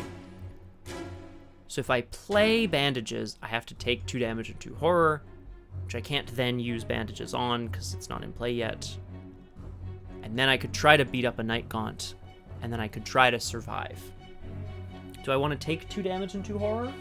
No. Let me contemplate. I'm still contemplating here. I should have contemplated off stream, but I didn't.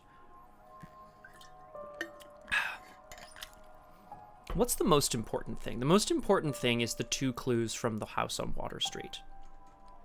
I'm all ears, Crosshair. Ideally, we'd get a clue, 2 clues off this location, because it's worth a victory point, and it's worth looking at 2 cards from the Leeds deck, which might give us the edge in the suspects or the hideouts case or whatever.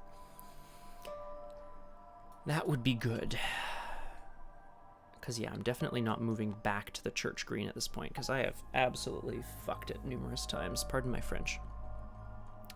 So I could move to the house on Water Street and just say nix Barnabas Marsh clue entirely. It's not worth. Evade 1. Play the damage. Yes. Yes, it does. Excellent crosshair. I like that. Evade 1.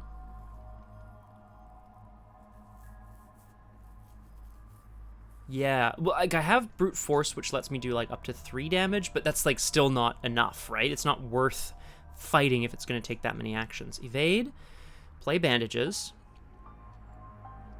Parlay, take an attack in the enemy phase, clear the leg injury, and then we have a full turn to try to get more clues. Sweet Jesus. Oh, God, what a nightmare. What an absolute nightmare. But yes, I think that's a good way forward. No, it does not. That would be useful in the sense of being able to use bandages, but it doesn't, which is good, right? Like, it's not a bad thing. The problem is I don't want to fail my... I just don't want to fail any of this. I guess this is Arkham, right?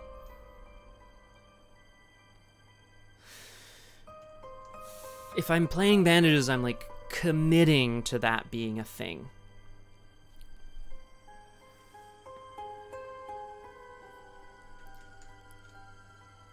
Yeah. Glatu barata, necktie, nectar, nickel.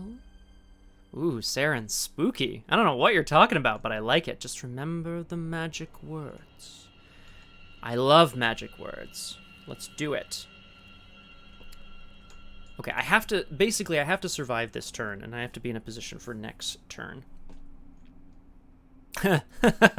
Yes, Thomas Dawson, the sacrifice. Sorry, Crosshair, I think this is you, isn't it? Sorry, bud. I can't believe that was a second night gone. What a disaster. Okay, well, we're going to evade one of them, and then we're going to see where we're at, basically. Because we could get totally messed up here as well. Here's a question. A scenario card. I've already looked this up. Oh, that actually doesn't help us here anyway, does it?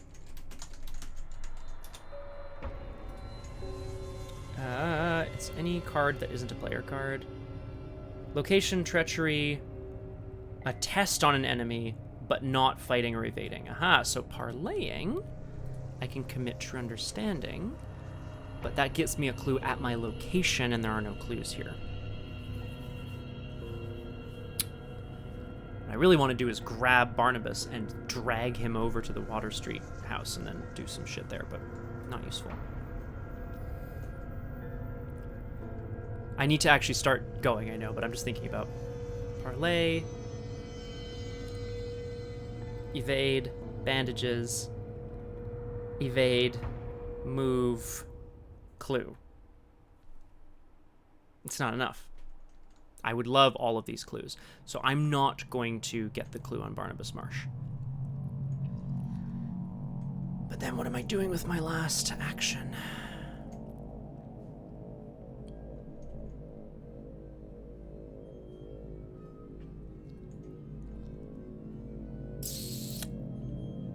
We need as many clues as possible so that we can at least attempt a freaking thing here. Oops, sorry.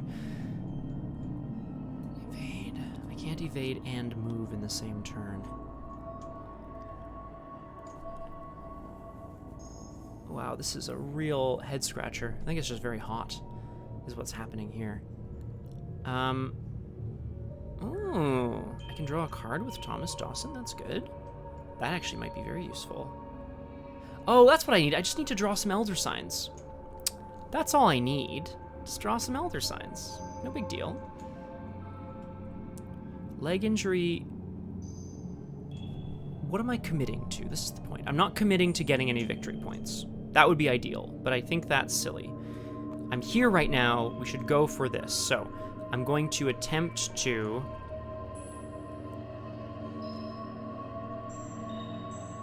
I'm going to attempt to evade one of the night gaunts. That means I can't move this turn. That's okay. No, I'm going to parlay first. And I want to commit Perseverance, but I can't. I'm going to commit Jacob Morrison. Wild. Parlay 4-2 with Jacob Morrison committed. I knew it. I knew it. I knew it. What an absolute nightmare. Okay, so I failed, which means I take a horror, which goes on me. Second action, evade the Night Gaunt. 4-1. Bless. I'll just stop that right there. Whoops, sorry. No, I didn't mean to draw another one. Didn't mean to draw another one, although that would have been very nice. That would have been incredibly nice, actually. Last action. I think we're still on track. I'm going to play out these bandages, which provokes an attack of opportunity. They both go on me. I'm not dead. Yet.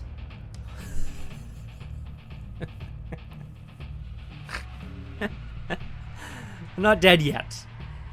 Enemy phase. I take an attack from the Hunting Night Gaunt. It does 1 damage and 1 horror. I can't put the horror on me or I die. I'm putting the damage and the horror on Thomas Dawson. Oh, I will have exhausted Thomas Dawson to draw a card. Fine, sure, who cares? Now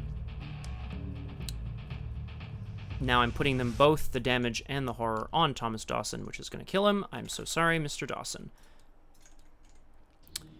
I'm also going to use bandages to heal. Ah, I can't put the damage on him. That's fine, I'll put the damage on me and heal leg injury. It doesn't actually exhaust bandages. Okay, great. Like, literally no progress except I no longer... Okay, survival instinct's actually really strong here. And leg injury is gone. Okay, it's not looking good, but it's looking something.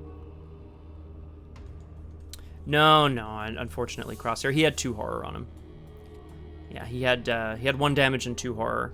So I had to put the horror on him, because otherwise I'd be dead. Sigh, which is disappointing.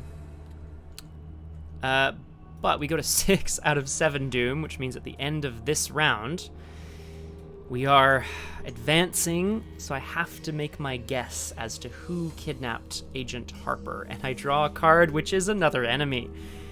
The Innsmouth Troublemaker spawns at the location with the most clues. I'm going to put it at New Church Green, because I'm not going there. This is a troublemaker who's a criminal. He's a hunter.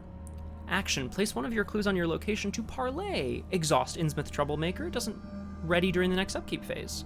It may be triggered at a connecting location, so you can sacrifice some of the information that you know to keep this guy off your trail. Look at this, he's got a club with some nails in it. Brutal, and he's a hunter. The worst. Okay, however, we do have a way forward now, because, and I'm thrilled that at least this is a thing, what I'm going to do is evade one of the Hunting Night Gaunts. I have a card in hand, which is going to be very useful here, I'm pretty sure. Survival Instinct says, if it's successful during an evasion attempt, I may immediately disengage from each other enemy and move to a connecting location, which will move me over, which will basically do 2 things at the same time. And once I'm at the house on Water Street, I'll try to get some clues. I'll still get totally fucked by the, not Night Gaunt, but better late than never, right? Better late than never, he says.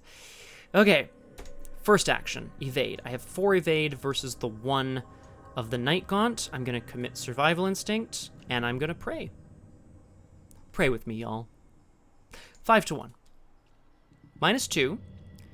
These all say double the negative modifier. So it's -4, but that's still a pass. Thank goodness. So we evaded one of them. We're disengaging from the other one, and we're moving. Silas leaps out the window, leaving Thomas Dawson to fire his Colt 45 until he can hear it clicking in the distance. He lands hard on one of the pipes, spewing some sort of industrial waste, clong against it as he takes off into the dark. He finds himself at the house on Water Street. Okay. Let's just think about this. If I can get both clues, I can free trigger and check with 2 clues and hopefully get just a bit more intel. And then we'll make our guess, I guess. That's what we have to do. Well, sorry, that's after I get completely devastated by the night gaunts. At least I won't die. Yeah, I won't die, at least.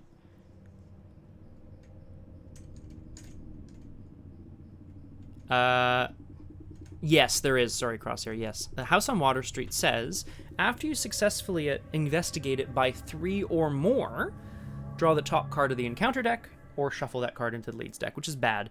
So basically, if you're too good at investigating, you find something that you wouldn't want found, which is nice, I guess. But Silas isn't...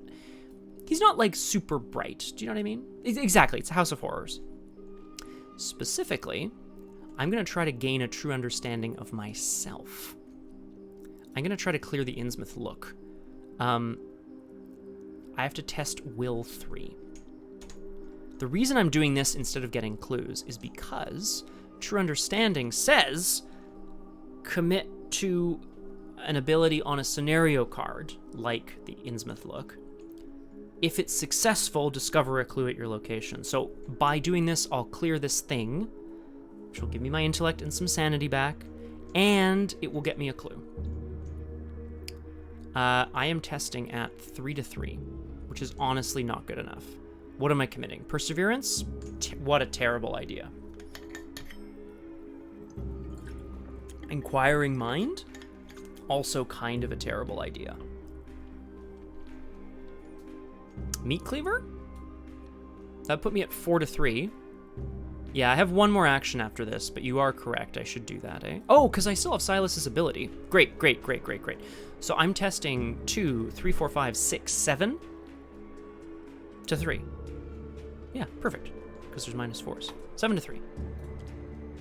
Ha ha ha ha ha ha ha! Okay, I can't pull anything back, but I pass. Which means I get a clue, and I get rid of the Innsmouth look. My sanity goes back up to 5. I get a clue.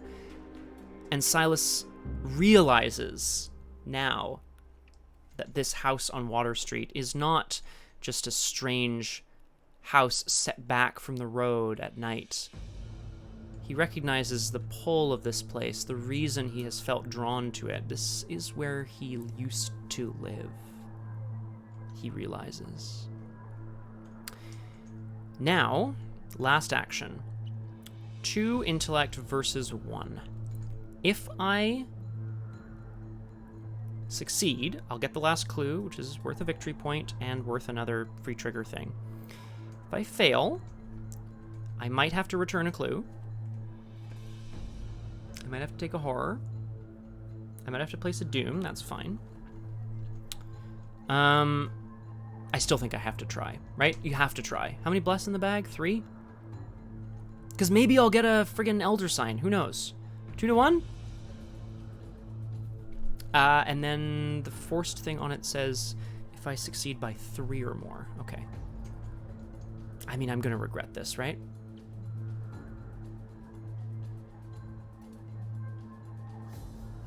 I'm not sure what you mean. Oh! Thank you, Crosshair. Yes, of course. So I can... Thank you, yes. That's easier than actually checking the other way. The old-fashioned way, by adding and removing one.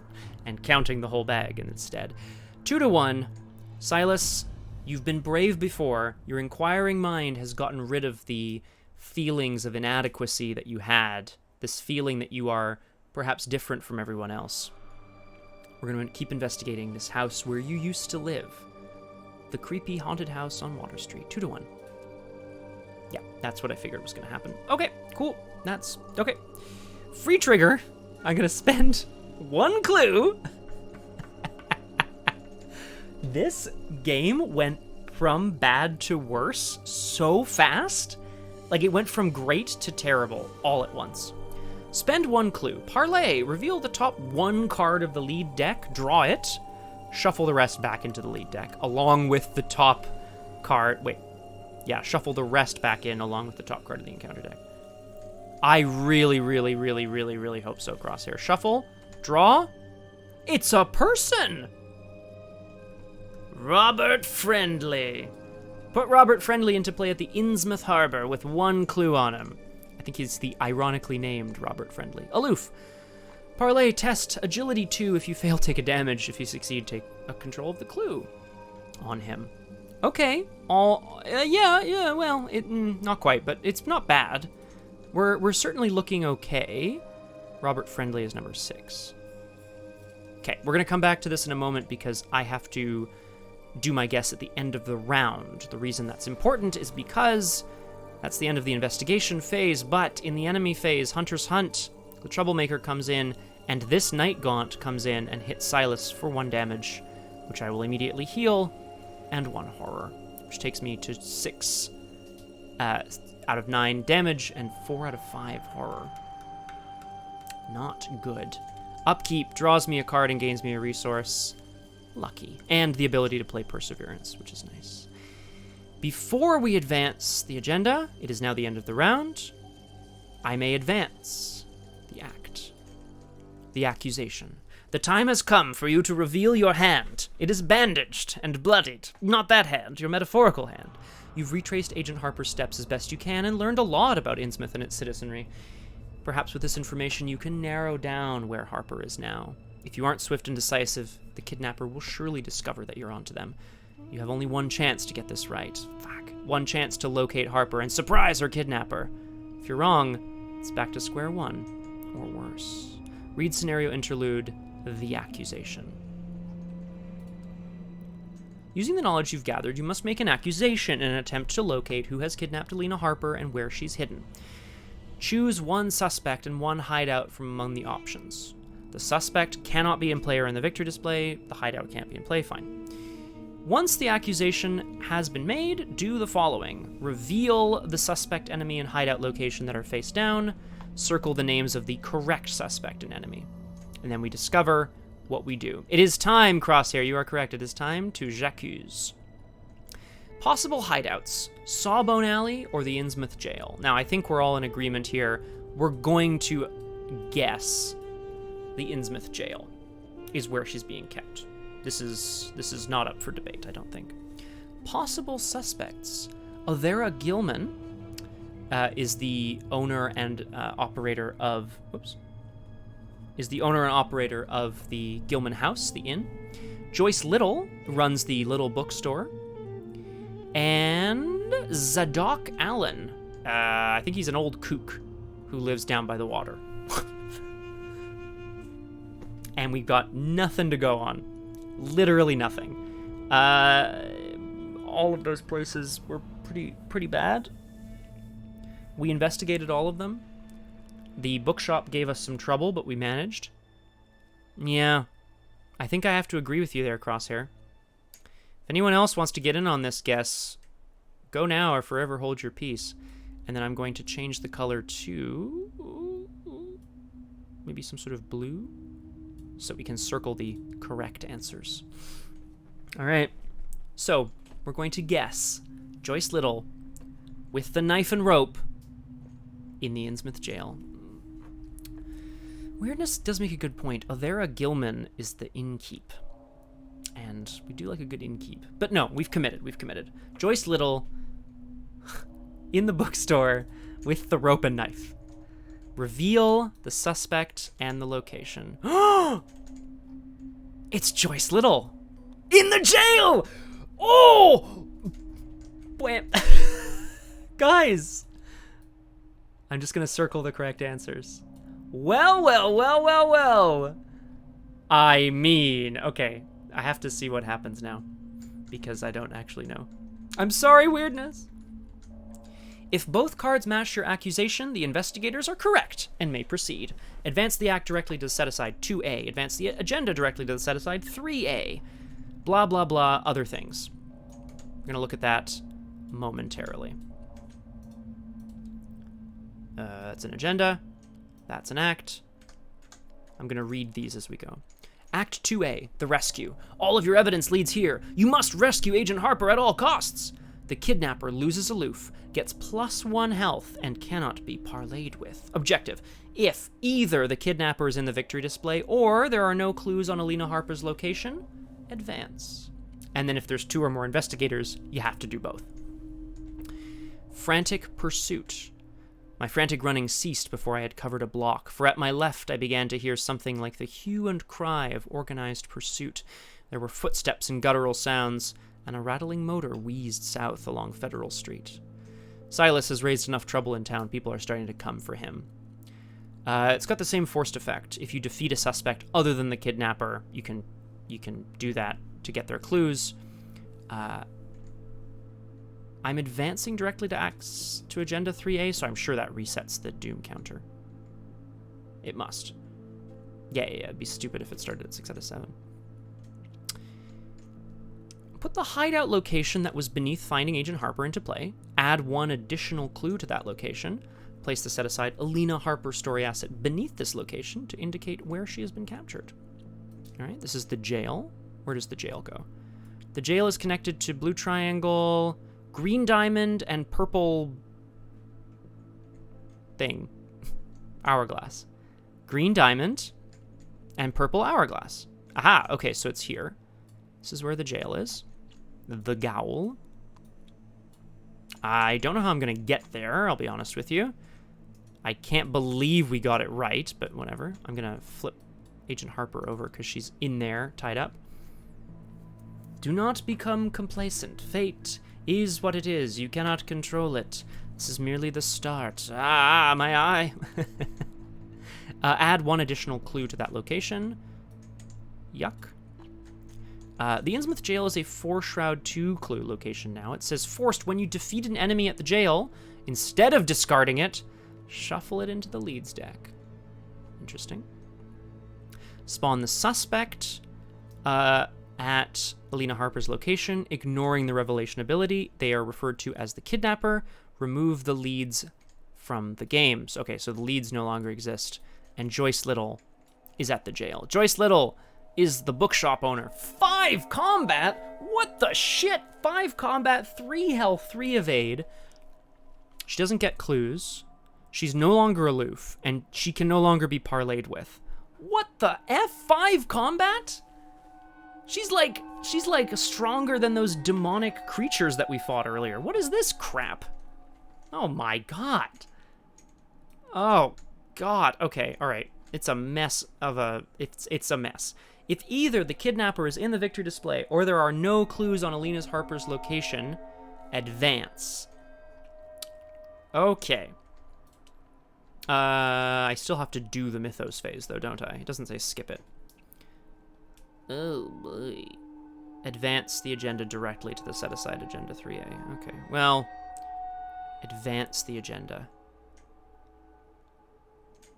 Yeah, you know what, Weirdness? You make a good point. She be shelving every day. She's wearing that sweet blazer, that little... What do you call that? It's like a cameo, but a necklace, I guess. Oh, she's... Oh, my God. Joyce, you're killing me here. Place a doom, advance the agenda. If I have to assume that I place a doom. 1 out of 7, and we draw an encounter card. Please don't be anything bad. False lead. If you have no clues, it gains surge. Obscuring fog attached to your location. It gets +2 shroud. Okay. The fog rolls into Silas's old home as he realizes, my God, that bookkeep, I knew it. There were strange, archaic things everywhere in there. My God, it must be her. If I was keeping someone prisoner, where would I keep them? Somewhere secure. The jail, of course. Okay. Let us consider. I have... I've got some absolute terror enemies behind me here. I need to move 2 locations to keep away from them. That's what I need to do. And because otherwise I'm dead. So I have to evade the Night Gaunt and then just run. Oh, and then I could go for a big old brute force test and just beat her to death. Sorry to say it like that, but I could, and I will. Okay, that's what we have to do. We have to evade the Night Gaunt, and then run, because then we'll stay ahead of everyone else. Yep, that's the plan. I'd love to get more victory points, but I think I just want to survive story-wise here. Let's do it. I'm evading at 4-1. Now, see, that's really bad. You think it's not so bad until you see that it says double the negative modifier of each revealed chaos token. That would take me to -6, which makes me a -2 versus 1, so I can't even pass with a lucky. So I fail, because there's no point getting +2 skill value. Because I fail, I have to take a horror. That's going to kill me, which means I can play Perseverance and survive. But then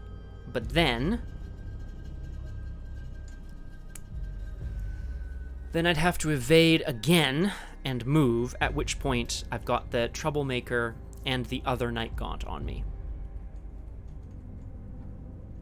Well, you know what? Actually, no, because if I get an Elder Sign next test, I can survive and get some cool cards back. So I have to take a horror, which I do, but then I play Perseverance, which feels really bad to not take that horror and survive.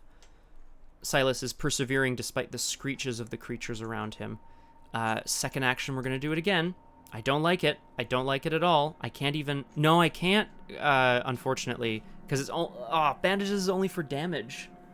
I built this in the worst possible way. Like, I really thought that the little bits of soak that I had would be enough, but apparently this campaign is all about the damage and the horror. The horror! 4-1. That's a success this time. So it's -2, actually, but I still succeed. So I do that. And then I could move.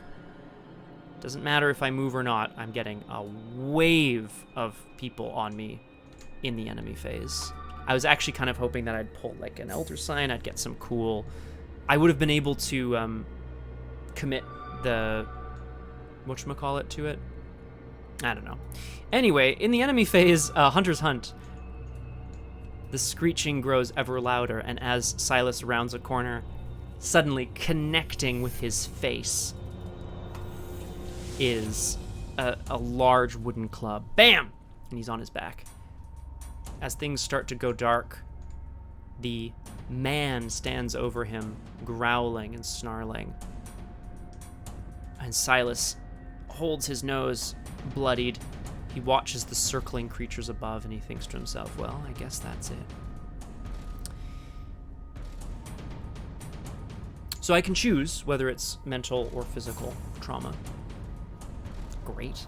I guess I'll choose mental and figure out what the hell I'm gonna do for soak. I'm not even gonna get any experience. I didn't do anything this scenario. Look at this. You know what it was? I got way too cocky with the elder things that were in the bag, and I had to put clues back. I didn't get any victory points. Physical trauma? No, I'm gonna take a physical trauma. And then that brings me to 5 health and 5 sanity. Not good. I don't have 5 unspent experience. Woof. If no resolution was reached because we were defeated. The town of Innsmouth has proven more hostile and unwelcoming than you could have ever imagined. At every turn, you're stalked by sordid brutes and disfigured silhouettes, figures that crawl on all fours and watch you from the shadows with bulging, unblinking eyes. Fearing that you've drawn to... Excuse me? What's going on out there? Okay, I'll just go check on that in a moment. Fearing that you've drawn too much attention to your investigation, you retreat to your hotel room. Oh, only to find it ransacked. Your luggage is ravaged, contents strewn about, much of your gear's been stolen. Scrawled on the wall in black paint is a warning. Interlopers drown in the deep. You're cleaning up the mess left outside by those who vandalized your hotel room when you hear shuffling outside your door. Fearing the worst, you press up against the wall and wait in perfect silence. There's no escape from your room other than a narrow window of dirty glass that you don't think you can fit through. Your heart thumps loudly in your chest as you wait for whatever is to come. A knock on the door, a break-in? You certainly aren't expecting a small leather notebook to slip through the crack under your door, though that's exactly what happens. After a moment, you breathe a sigh of relief and step forward to examine the notebook. It's an old handwritten account describing the history of the strange town of Innsmouth as far back as the early 1800s, though the author goes unnamed. The record seems to focus primarily on Obed Marsh's founding of a strange organization called the Esoteric Order of Dagon. You don't remember any manuscripts of this sort on sale at the bookstore, nor do you think the town has any libraries to speak of. Where was this notebook found, and who delivered it to you? Curiosity gets the better of you. You open the door to your hotel room, but the dim, dusty hallway lies bare. The identity of your benefactor eludes you. Still, you can't pass up a chance like this. For the remainder of the night, nursing your bloodied face, you study the record, jotting notes in the margin as you draw connections between Innsmouth's past and the events of the past week. One thing becomes clear. Whatever this esoteric order of Dagon is, its members must be the ones behind Agent Harper's kidnapping. And just as Agent Dawson suspected, their motives seem to have nothing to do with evading prohibition. Each investigator earns experience equal to Victory X. That is 0. In your campaign log, record the mission failed. That is disappointing. That is really disappointing. I fucked this up, and I feel like I would play it again knowing what I know now, and it would probably go better. Get luckier, but also I'd figure out what to do here. Proceed to Interlude 2. The Syzygy. Light flashes in your mind. Shadows drown your thoughts as the memories fade. You're lying once again on the rocky beach off the coast, your skull pounding in agony. Agent Harper leans over you with worry etched in her brow. Hey, you finally awake? Hey, you're finally awake. You sit up, your muscles aching. Looks like the tide rose several more inches while you were out. Cold water laps at your ankles and soaks into your shoes. What happened? What did you see? If the mission failed, proceed to Syzygy 2. You tell Harper you remember your mission to find her, but after a week of searching, you hadn't been able to do so. The last thing you remember was somebody slipping a notebook under your hotel room door with some information regarding an organization called the Esoteric Order of Dagon. Oh yeah, that was me. Sorry I couldn't stick around and chat, but I had some other business to attend to. Haha. Well, shit, dude. She tells you after several days in captivity, she managed to get the upper hand and freed herself, but she was injured in the process. As if to prove her story, she opens her trench coat, and you see dark bloodstains seeping through her button-up shirt. Several bandages peek out beneath the fabric. Just barely missed my kidney. Lucky me, huh? You complain that you were wasting your time searching high and low for her, and she scoffs. Hardly. You learned more in 1 week than I did in 2. I knew that you were onto something, and I wanted to help out, but I was still being followed. I dropped off the one solid bit of research I'd found and laid low for a while. It was you who did the rest, really. Sadly, you remember nothing of the rest. Don't worry, I'll catch you up. There's a lot you still don't remember. Just then, a resounding crash of thunder echoes on the eastern horizon, and a powerful wave smashes against the jetties.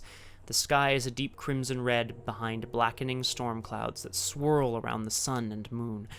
The celestial bodies hang together in perfect alignment. That can't be good. Okay, new plan. Let's get back to Innsmouth. I'll explain what I know along the way. With a fragment of your memories returned, past events have become clearer. Each investigator may now spend the experience recorded under unspent experience. 0. And proceed to Scenario 3. In too deep. We are indeed in too deep. Now, I would be lying if I said I wasn't incredibly disappointed with how that went down. I feel like it went really well for a while. We got a little unlucky with a couple token pulls here and there, and then I totally screwed it up towards the end. I didn't have any sort of like solutions ready. I didn't have any sort of soak ready. Didn't have enough money. I just got very... I need to be a little more frugal with my resources in the future. But, exactly, Crosshair's correct. Hell of a story. I think Silas discovered something, and we know Joyce Little was the kidnapper. So maybe we'll see her again, who knows? And we'll be able to smash her skull. Smash her skull. Thanks for joining me. We've got tomorrow, in about 24 hours time actually, tomorrow at 5 p.m. Eastern, it's a new episode of Changeling Riverwild over on RPG Clinic. You can join me here on Tuesday for more Detective Striker, although the doc will be stopping in again soon because he's taken on a new career as a mortuary's assistant, like a fool, but we'll see how that goes. It always comes to bite you sooner or later. Exactly, weirdness. You gotta be careful. Arkham giveth, Arkham taketh away. Thank you all very much. We hope to see you around here next time on Doomed.